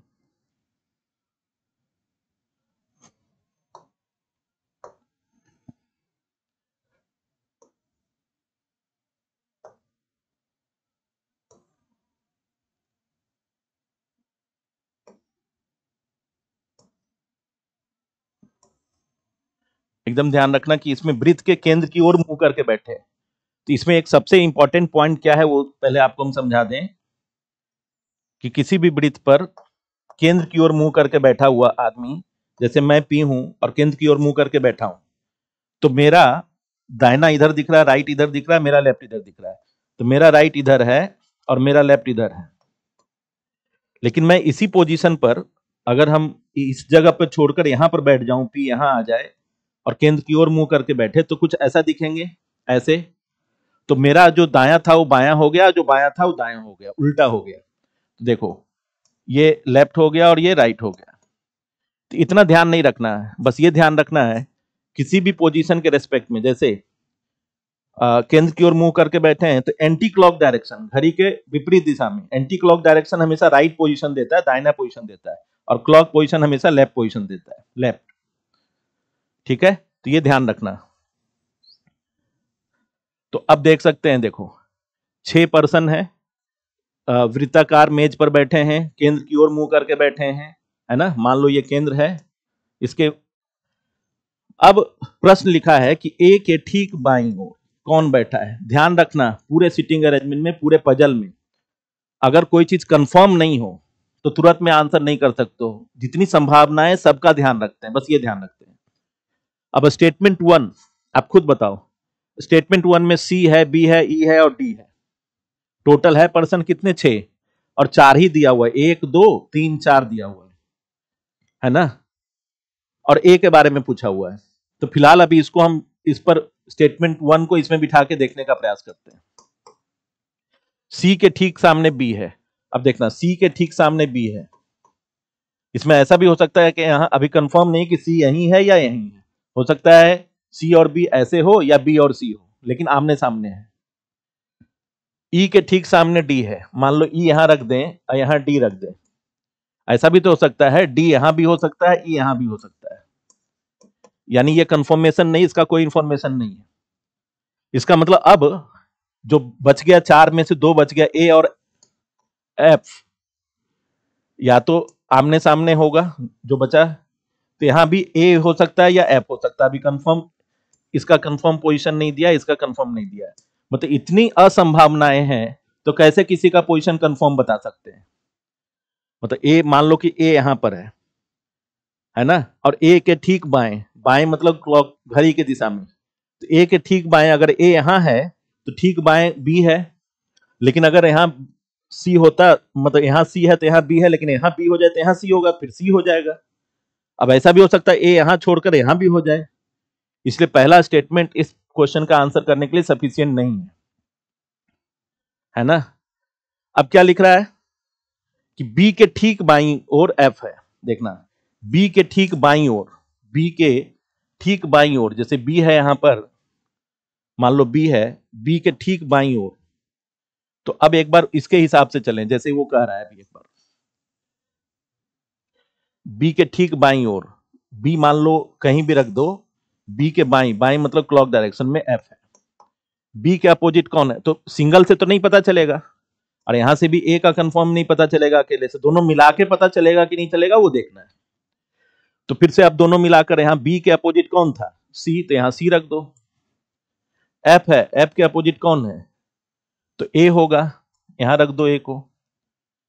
लेकिन अब फिर से वो कंफ्यूजन है, ई और डी, चाहे डी यहां रखो या ई रखो, या ई यहां रखो या डी, मतलब दोनों मिला के भी कंफर्म नहीं बता सकते हो ए का पोजीशन क्या होगा, ए के ठीक बाएं कौन होगा। क्योंकि ए के ठीक बाएं, ए के ठीक बाएं डी होगा कब? जब डी रखेंगे यहां, ई यहां रखेंगे। और ई कब होगा? जब ई यहां रखेंगे यहां।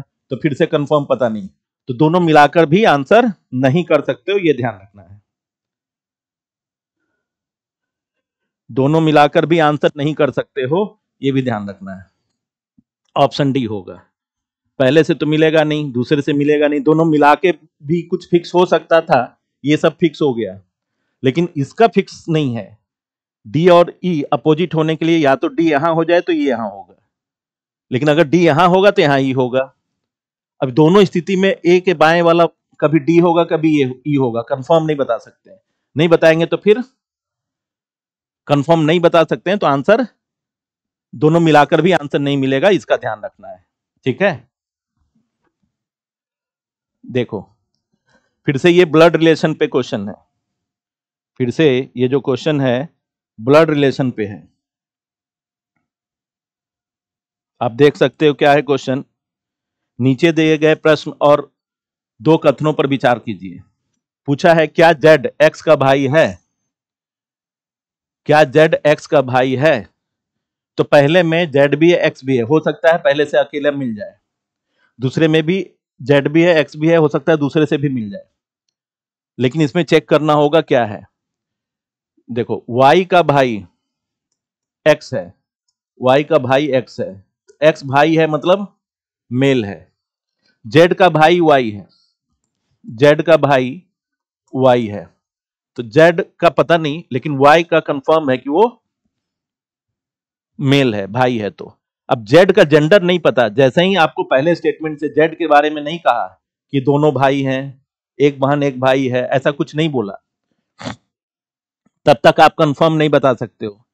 पूरे ब्लड रिलेशन में अगर आप जेंडर अगर जेंडर का ध्यान रखना, जेंडर कंफर्म हो गया तो हम आगे बढ़ सकते हैं, जेंडर ही कंफर्म नहीं है कि वो मेल है कि फीमेल है, कंफर्म नहीं पता, तो जेड का कंफर्म पता नहीं है कि वाई जो है वो जेड का भाई है, लेकिन जेड जो है वो वाई की बहन है या वाई का भाई, ये कंफर्म नहीं पता पहले वाले से, तो पहले से अकेले नहीं मिल सकता, ध्यान रखना, पहले से अकेले नहीं मिल सकता है।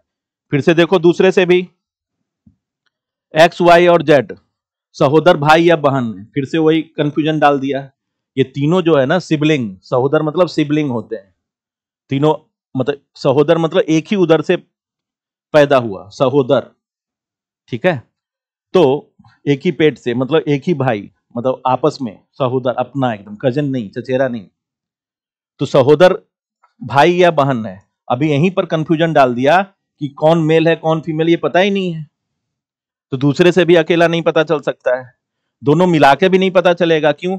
जेड का ना पहले से जेंडर पता चला ना दूसरे से पता चला, भाई या बहन बोलते ही कंफ्यूजन में डाल दिया कि या तो मेल हो सकता है या फीमेल, कंफर्म मेल है कंफर्म फीमेल है ये पता ही नहीं है, ठीक है, तो दोनों मिला के भी नहीं होगा, इसलिए ऑप्शन डी होगा। दोनों स्टेटमेंट से मिलाकर भी आंसर नहीं आएगा, इसलिए ऑप्शन डी होगा, ठीक है। देखो नेक्स्ट,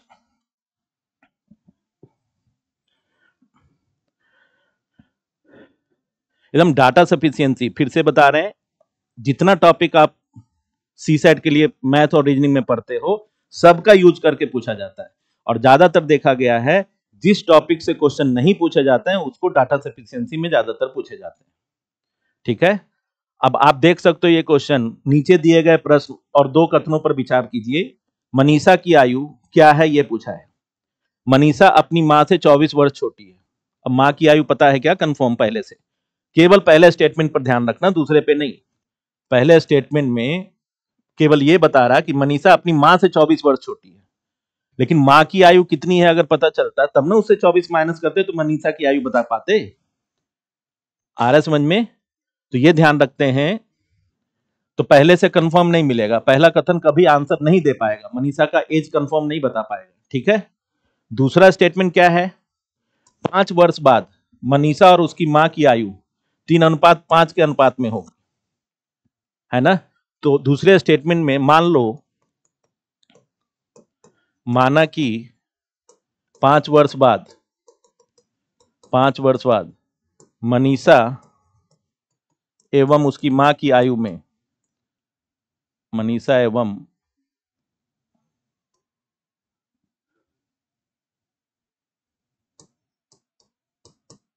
उसकी मां की आयु के अनुपात में की आयु के अनुपात में एक्स शामिल है, एक्स शामिल है। अब बताओ मनीषा का आयु कितना? मनीषा की आयु 3x हो जाएगा, और मनीषा की मां का आयु, मनीषा की मां का आयु क्या हो जाएगा? 5x, ठीक है ना। ये 5 वर्ष बाद की बात है ना। तो ये जब 5 वर्ष बाद की बात है तो अभी वर्तमान में कितना होगा? वर्तमान में दोनों का आयु कितना होगा? तो मनीषा का 3x माइनस 5 और मनीषा की मां का 5x माइनस 5 होगा, ठीक है। अब बताओ दूसरे से, सेकेंड जो स्टेटमेंट है, क्या सेकेंड स्टेटमेंट से भी आंसर मिल पाएगा? क्या सेकेंड स्टेटमेंट से भी आंसर मिल पाएगा? नहीं। अकेले से कैसे? इसे अभी पता ही नहीं एज का और कुछ दिया ही नहीं है, तो कैसे बता पाएंगे? नहीं बता पाएंगे। क्या दोनों मिलाकर होगा? तो दोनों मिलाकर होगा। क्यों? क्योंकि अब इस दोनों में क्या रिलेशन दिया है? पहले और दूसरे से, 1 तथा 2 दोनों मिलाकर, 1 और 2 से, कथन 1 और 2 से क्या होगा? तो क्या कह रहा है? मनीषा अपनी मां से 24 वर्ष छोटी है, इससे यह पता चल गया इससे 24 वर्ष छोटी है, यानी मां की आयु मनीषा की आयु से 24 वर्ष ज्यादा है। इसको सॉल्व कर लें, 5x minus 5 minus 3x plus 5 बराबर 24। यहां से 5 5 कैंसिल कर लो, 2x बराबर 24, तो x बराबर आ जाएगा 12, है ना। तो मनीषा की आयु कितनी हो जाएगी, वर्तमान आयु x बराबर 12 है, तो मनीषा की आयु हो जाएगी 12 तिया 36 वर्ष हो जाएगा मनीषा का, है ना। तो ये दोनों मिलाकर बता पाएंगे, इसलिए ऑप्शन ए नहीं होगा। अकेला एक नहीं काफी है, अकेला दो भी काफी नहीं है, पर्याप्त नहीं है। कथन एक और दो दोनों प्रश्न का उत्तर देने के लिए पर्याप्त है, दोनों मिलाकर पर्याप्त है। तो ऑप्शन सी हो जाएगा इसका आंसर, तो ऑप्शन सी हो जाएगा इसका आंसर। ठीक है,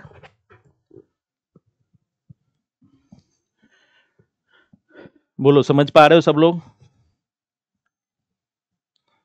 ठीक है, मतलब डाटा सफिशिएंसी में सभी टॉपिक का मिश्रण होता है, बस ये ध्यान रखना है।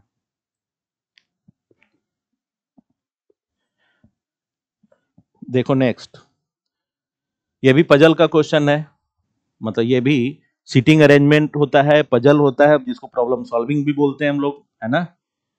तो आप देख सकते हो क्या लिखा है, 6 व्याख्यान A B C D E और एफ, जो प्रत्येक 1 घंटे मतलब 6 लेक्चर हो रहा है, लेक्चर का अलग अलग नाम है, लेक्चर ए है, लेक्चर बी है, लेक्चर सी है, लेक्चर डी है, ई और एफ है, जो प्रत्येक 1 घंटे की अवधि के हैं, एक एक घंटे का है।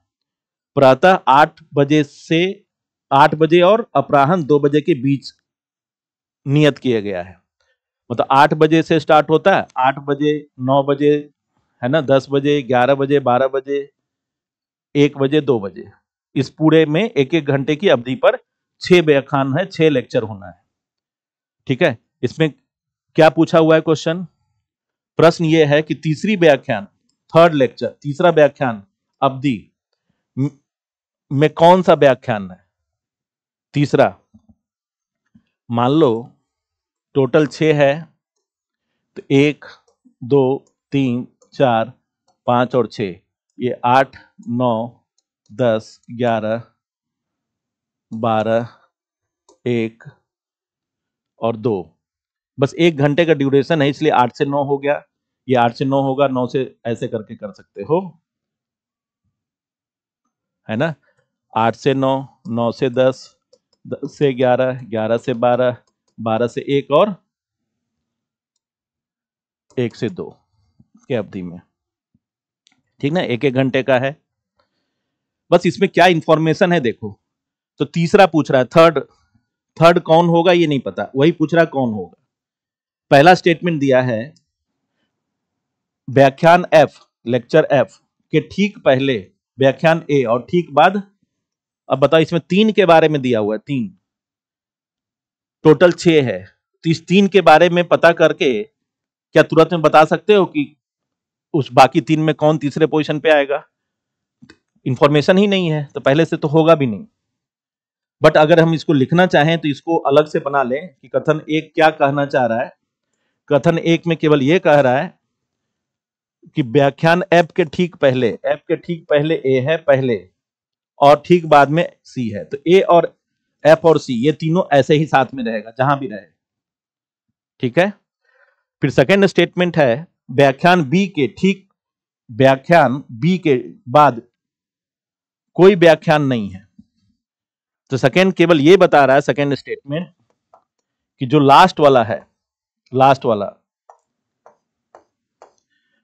वाला व्याख्यान बी के बाद कोई व्याख्यान नहीं है, मतलब लास्ट बी है, जो लास्ट व्याख्यान है वो क्या है, बी है। अब बताओ सेकेंड से भी कंफर्म बता सकते हो कि तीसरा पर कौन है, पहला दूसरा तीसरा चौथा पांचवा छठा, ये तीसरा पूछ रहा है, तीसरा है ना, ये तीसरा पूछ रहा है क्या होगा, ये तीसरा पूछ रहा है क्या होगा। बताओ सेकेंड से कंफर्म बता सकते हैं? नहीं, केवल बी के बारे में है कि लास्ट में है, इसके बाद कोई नहीं है, बी के बाद कोई नहीं है, इसका मतलब बी लास्ट है, इतना कंफर्म पता है। इसका मतलब अभी सेकेंड से भी अकेले नहीं आंसर कर सकते हो, दोनों मिला के कर सकते हो कि नहीं कर सकते हो। जब दोनों मिलाएंगे तो अब ये बताओ, ए एफ सी ये तीनों साथ में जाएगा, तो अगर हम ये सिचुएशन रखते हैं कि यहाँ ए एफ सी, यहाँ पे AFC रखते हैं, ये कंडीशन बनेगा, तब C तीसरे पर होगा। लेकिन ऐसा भी तो हो सकता है, कोई स्टूडेंट कहेगा कि नहीं सर, A यहां हो जाए, F यहां हो जाए, C ऐसे हो जाए, ये तीनों साथ साथ तो होना है इस कंडीशन के हिसाब से, लेकिन तब यहां पर तीसरे पर F हो जाएगा। अब ऐसा भी हो सकता है कि AFC ऐसे हो जाए, तीसरा स्थिति AFC सॉरी AFC तीसरा, इसका मतलब ये तीनों स्थिति में कभी C तीसरे पे आ रहा है, कभी A तीसरे पे आ रहा है, कभी F तीसरे पे आ रहा है, तो हम कंफर्म नहीं बता सकते हैं, इसलिए दोनों मिलाकर भी आंसर नहीं कर सकते, ये ध्यान रखना। दोनों मिलाकर भी आंसर इसका नहीं किया जा सकता, ध्यान रखना। इसलिए इसका आंसर डी होगा। कथन 1 और कथन 2 दोनों प्रश्न का उत्तर देने के लिए पर्याप्त नहीं है, सफिशिएंट नहीं है। ठीक है, देखो ये कैलेंडर पे आधारित क्वेश्चन है, कैलेंडर का बेसिक है एकदम, है ना, ये कैलेंडर पर आधारित है और कैलेंडर का एकदम से बेसिक है, कैलेंडर का एकदम से बेसिक है। दो कथनों को और एक प्रश्न पर विचार कीजिए। किसी माह का अंतिम दिन बुधवार है, दूसरा है किसी इस माह का तृतीय शनिवार उसका 17वां दिन है, इस माह का तृतीय शनिवार उसका 17वां दिन है, ये ध्यान रखना। इसका मतलब ये है कि इसमें क्या पूछा है, बताओ क्वेश्चन क्या है। देखो यहां पे लिखा है प्रश्न, इस माह के 14वें दिन कौन सा वार होगा, कौन सा डे होगा, वार मतलब डे, कौन सा दिन होगा। ठीक है, सॉरी, ठीक है, कौन सा वार होगा ये पता करना है। अब बताओ पहले से किसी माह का अंतिम दिन, पहला कथन स्टेटमेंट 1, स्टेटमेंट 1 में केवल ये कह दिया कि लास्ट डे जो है ना वो बुधवार है। अब बताओ लास्ट डे क्या क्या हो सकता है, अभी कौन सा महीना पता ही नहीं है, महीना 28 दिन का भी हो सकता है, 29 का भी हो सकता है, 30 का भी हो सकता है, 31 का। 28 29 कब होता है, जब नॉर्मल ईयर होता है फरवरी का 28, ये फरवरी का होता है, लीप ईयर होता है तब फरवरी का होता है, और फिर महीना या तो 30 या 31 होता है। अब इसमें किसका कंफर्म ही नहीं पता कि कितने का है, महीना 31 दिन वाला है क्या है नहीं, तो पहले से हम कंफर्म नहीं बता सकते हैं, पहले स्टेटमेंट का इंफॉर्मेशन से 14वां दिन हम नहीं बता सकते हैं, ध्यान रखना। दूसरे से स्टेटमेंट 2 अगर देखें तो इस माह का तृतीय शनिवार, इस माह का तृतीय शनिवार 17वां दिन है। अब देखना थर्ड सैटरडे, तीसरा शनिवार 17वां दिन है। अब एकदम ध्यान रखना, यहीं से बात कर रहे हैं, किसी भी डेट में +7 कर दो या -7 कर दो, समान दिन आने का पैटर्न चलता रहता है। मतलब 17 -7 करो तो 10 होगा, तो अगर 17 शनिवार है तो 10 भी शनिवार होगा। 17 + 7 करो तो 24 होगा, 17 + 7 करो 24 होगा, तो 24 भी शनिवार होगा, 24 भी शनिवार होगा। 24 + 7 करो तो 31 होगा, 31 भी शनिवार होगा, 31 भी शनिवार होगा। अगर हम इससे पीछे चले जाएं, 17 - 7 कर दें तो 10, 10 भी शनिवार होगा, शनिवार होगा, है ना। हमें 14 के बारे में पूछा जा रहा है, 14वां दिन क्या होगा, तो 10 के बाद क्या होगा, 11 12 13 14 जो भी है ऐसे करके, या 17 है तो 17 से पहले क्या होगा, 16वां दिन होगा, उससे पहले 15, उससे पहले 14। तो शनिवार अगर है 17वां दिन, तो उससे पहले क्या होगा, शुक्रवार होगा, उससे पहले बृहस्पतिवार होगा, उससे पहले बुधवार होगा। ठीक है, ये समझ रहे हैं। तो इसमें ना एक चीज क्या ध्यान रखते हैं कि अगर एकदम ध्यान से देखना, ये तो शनिवार 31 है तो 31 दिन का है तब ना, लेकिन अगर ये 30 दिन होता, 30 दिन का होता, तब भी तो ये शनिवार होता। ये अगर 29 दिन का महीना होता तब भी शनिवार होता, ये 28 दिन का महीना होता तब भी शनिवार होता। तब हम इससे ये कंफर्म बता सकते थे कि 14 तारीख बुधवार होगा, तो 14 तारीख बुधवार होना किस ऑप्शन से पर्याप्त पता चल रहा है? तो सेकेंड कथन से, सेकेंड कथन से पता चल रहा है कि आप आंसर कर सकते हो इसका। सेकेंड स्टेटमेंट से पता चल रहा है कि आंसर किया जा सकता है इसका।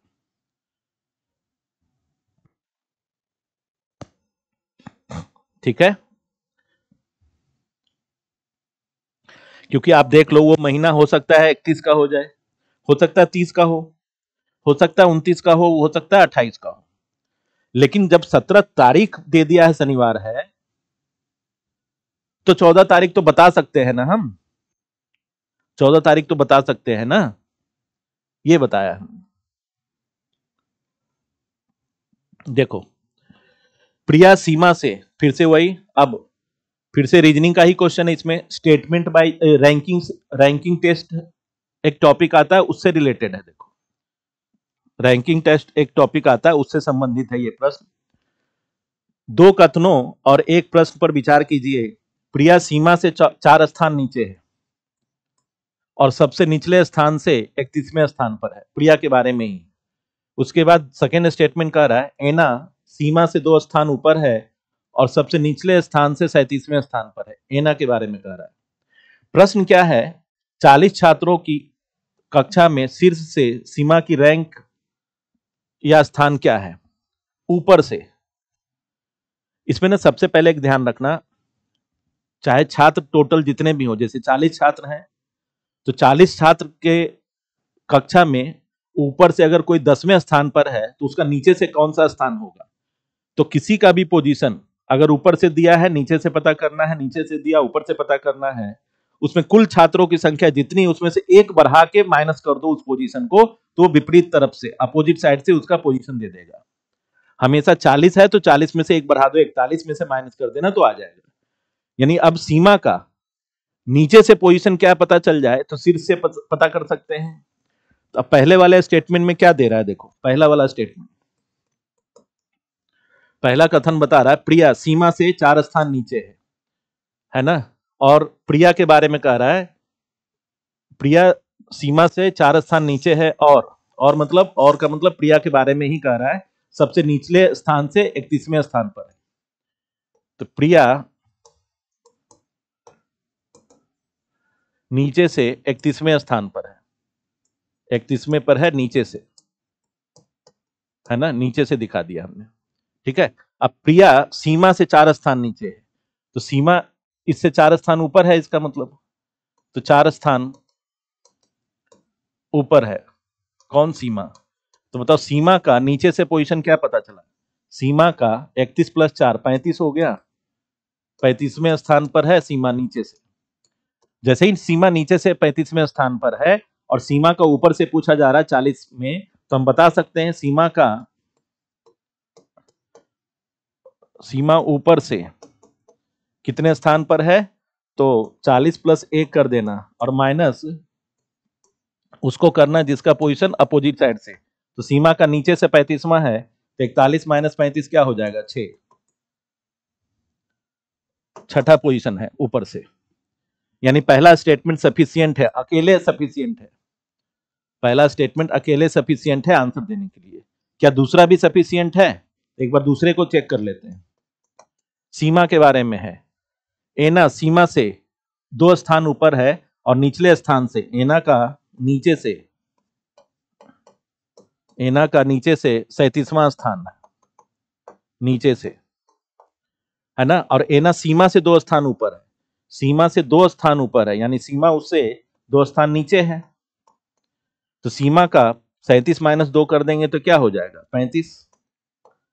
लेकिन फिर से सीमा नीचे से 35 में पर है ना, जैसे ही नीचे से 35 में है तो सीमा का ऊपर से क्या होगा, टोटल तो 40 है, इसके लिए भी है वही क्वेश्चन है। तो सीमा का ऊपर से रैंक, ऊपर से रैंक 41 - 41 क्यों कर रहे हैं, टोटल 40 है, उसमें से एक बढ़ा दे रहे हैं, 35, 6। यानी सीमा का स्थान इस प्रश्न के लिए पहला स्टेटमेंट अकेले पूरा सफिशिएंट था आंसर देने के लिए, पर्याप्त था, और दूसरा भी अकेले पर्याप्त है, तो उसके हिसाब से आंसर करें। तो प्रश्न का उत्तर देने के लिए केवल एक पर्याप्त नहीं है, नहीं दूसरा पर्याप्त नहीं है, देने के लिए केवल एक या दो पर्याप्त है।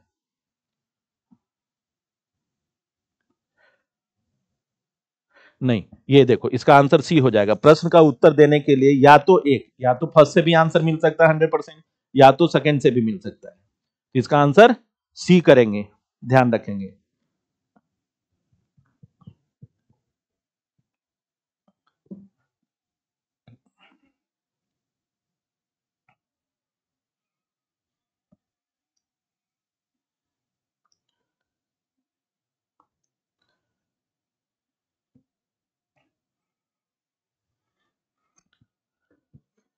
ठीक है, फिर देखो आगे बढ़ते हैं।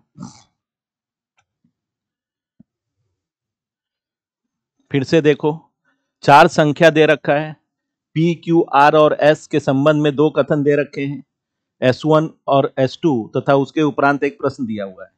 आर पी और क्यू से बड़ा है, एस सबसे बड़ा नहीं है। चार संख्याओं पी क्यू आर और एस में कौन सबसे बड़ा है? इस चार संख्याओं में कौन सबसे बड़ा है, यह पता करना है आपको।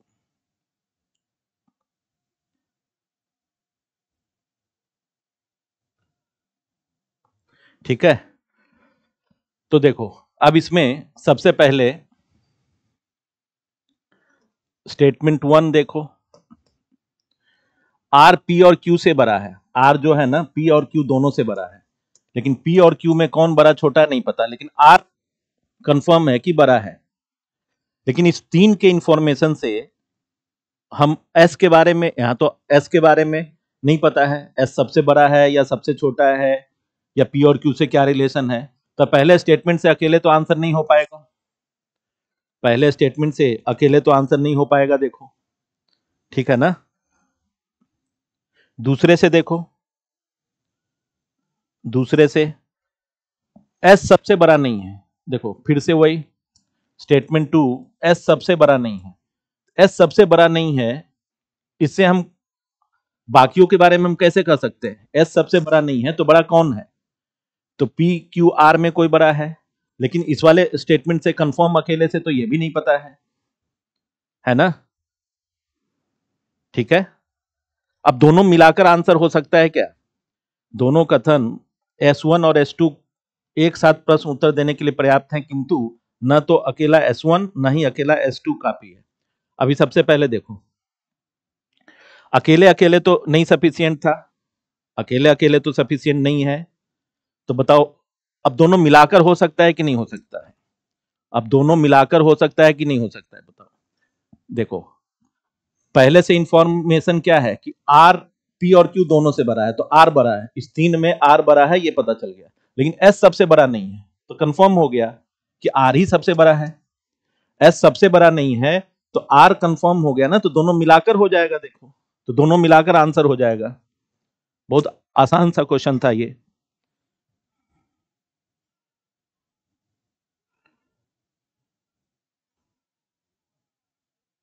ठीक है,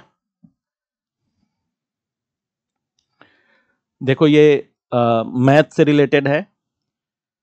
इसमें दो स्टेटमेंट दे रखा है, इसके बाद क्वेश्चन दे रखा है।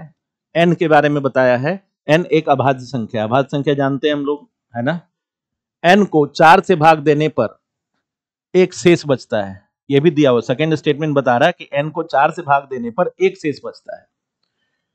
प्रश्न यह है कि यदि एन 10 और 20 के बीच एकमात्र प्राकृत संख्या है तो एन क्या है? सबसे पहले पहले स्टेटमेंट के हिसाब से सबसे पहले देखो, 10 और 20 के बीच में एन है और एकमात्र है, कोई एकमात्र प्राकृत संख्या है। प्राकृत संख्या तो काफी है, देखो प्राकृत संख्या कौन कौन है? 11 है, 12 है, 13 है, 14, 15, 16, 17, 18 और 19। लेकिन इसमें कोई एकमात्र है, एन के बारे में है। ठीक है, तो अभी एन एक अभाज्य संख्या है, लेकिन एक ही अभाज्य संख्या नहीं है। 10 से लेकर 20 के बीच में, 11 से लेकर 19 तक में एक ही अभाज्य संख्या नहीं है। कितना अभाज्य है? तो 11 अभाज्य है, 13 अभाज्य है, 17 अभाज्य है और 19 अभाज्य है, तो 4 है। तो पहला स्टेटमेंट कंफर्म नहीं आंसर दे सकता है। पहले से नहीं मिल सकता आंसर। ठीक है, दूसरे में क्या है, n को 4 से भाग देने पर शेष 1 बचता है। अभी n हमने ये मान लिया जो अभाज्य संख्या के हिसाब से है, तो n को 4 से भाग देने पर अगर हम देखें तो 4 से भाग देने पर 1 शेष बचता है, तो 4 तिया 12, फिर 1 बच गया, 4 चौक 16, 1 बच गया, है ना। तो अभी 2 संख्या है, एक संख्या नहीं है। यहां से भी केवल एक मात्र नहीं पता चल रहा है, कैसे, खुद देखो। अगर वो हम दोनों मिलाकर भी देख ले तो अभाज्य संख्या कौन कौन है, जो 4 से भाग देने पर 1 शेष बचता है, तो 13 है, 4 तिया 12 और 4 चौको 16, तो 1 शेष बच रहा है इन दोनों स्थिति में। तो संख्या 13 और 17 हो रहा है ना, दोनों मिलाकर भी। तो दोनों मिलाकर भी कंफर्म एक प्राकृत संख्या नहीं बता पा रहे हैं, तो आंसर उसके हिसाब से करना है। तो आंसर उसी के हिसाब से करना है। ठीक है, तो आंसर क्या हो जाएगा, S1 और S2 एक साथ प्रश्न का उत्तर देने के लिए पर्याप्त नहीं। अकेला अकेला तो था ही नहीं, अकेले अकेले है भी नहीं, और दोनों एक साथ भी पर्याप्त नहीं है। ठीक है, देखिए ये भी अच्छा क्वेश्चन है। दो संख्याओं के संबंध में S1 और S2 दे रखा है। क्या क्वेश्चन पूछ रहा है, वे दो संख्याएं क्या है। पहला स्टेटमेंट में 21 गुणनफल, दो संख्याओं का गुणनफल 21 होना चाहिए, तो कितने संभावना है, 1 गुने 21, 3 गुने 7, बस यही हो सकता है ना। ठीक है, लेकिन 1 और 21 अगर मानते हैं तो उन दोनों का योगफल 10 होगा नहीं। इसमें कुछ नहीं करते हैं, तो अकेले से तो आंसर नहीं देगा, अकेले से आंसर नहीं देगा। लेकिन अगर हम लोग उनका योगफल देखें, कौन से दो संख्या 10 हो जाए, तो बहुत सारा ऑप्शन हो सकता है। 1 + 9, 2 + 8, 3 + 7, 4 + 6, 5 + 5, ये सारे पॉसिबिलिटी हो सकते हैं। लेकिन तो फिर अकेले से भी नहीं होगा, लेकिन दोनों मिला के हो सकता है। कैसे, हम कह सकते हैं कि ऐसी दो संख्या जिसका एक अगर 3 मान लो, दूसरे को 7, तो उन दोनों का योगफल दूसरे स्टेटमेंट से मिल रहा है, उन दोनों का गुणनफल पहले स्टेटमेंट से मिल रहा है। ये दोनों मिला के आंसर किया जा सकता है, इसलिए इसका आंसर क्या होगा, दोनों पर्याप्त है इसका आंसर देने के लिए। ठीक है, तो ऑप्शन क्या हो जाएगा, दोनों कथन S1 S2 एक साथ प्रश्न के उत्तर देने के लिए पर्याप्त हैं, किंतु ना तो अकेला अकेले नहीं था, अकेले अकेले नहीं था, दोनों पर्याप्त हैं। ठीक है,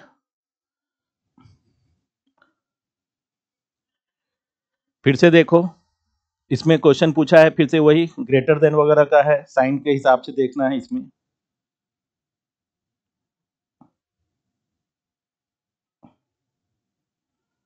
ठीक है, क्या क्वेश्चन पूछा है, A, B, C और D में सबसे छोटा कौन है ना, सबसे छोटा कौन है। अब ये बताओ, पहले में C D से छोटा है, पहले स्टेटमेंट से हम कह सकते हैं C D से छोटा है, C D से छोटा है, पर A तथा B से बड़ा है, A और B से बड़ा है।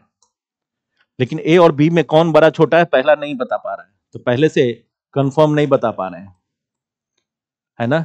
D सबसे बड़ा है, बताओ दूसरे में D सबसे बड़ा है, इससे हम बाकियों को कैसे कह सकते हैं कि कौन छोटा है सबसे। A B से बड़ा है, तीसरा क्या कह रहा है, A B से बड़ा है, तो ये अकेला इससे भी नहीं मिल सकता है, A B से बड़ा है ये भी नहीं कंफर्म। लेकिन इसमें ये पता चल रहा है, इसमें इस वाले में सबसे बड़ा कौन है, सॉरी सबसे छोटा पूछ रहा है, तो सबसे छोटा अभी 4 ही था, सबसे छोटा A हो सकता है या B हो सकता है। तो इससे कंफर्म पहले से नहीं मिला था S1 से, लेकिन S3 उसको कंफर्म कर दिया कि A B से छोटा है, A B से बड़ा है, सॉरी A जो है वो B से बड़ा है, यानी सबसे छोटा कौन है, B, यानी B सबसे छोटा है, A उससे बड़ा है, और A और B दोनों C से छोटा है, और C D से छोटा है, यानी सबसे छोटा कौन होगा, B। ये कैसे पता चला, तो पहले स्टेटमेंट और तीसरे स्टेटमेंट को मिला के, S1 एंड S3 को के इंफॉर्मेशन को मिलाकर, तो आंसर हो जाएगा D। ठीक है, तो आंसर हो जाएगा D। ठीक है, तो आप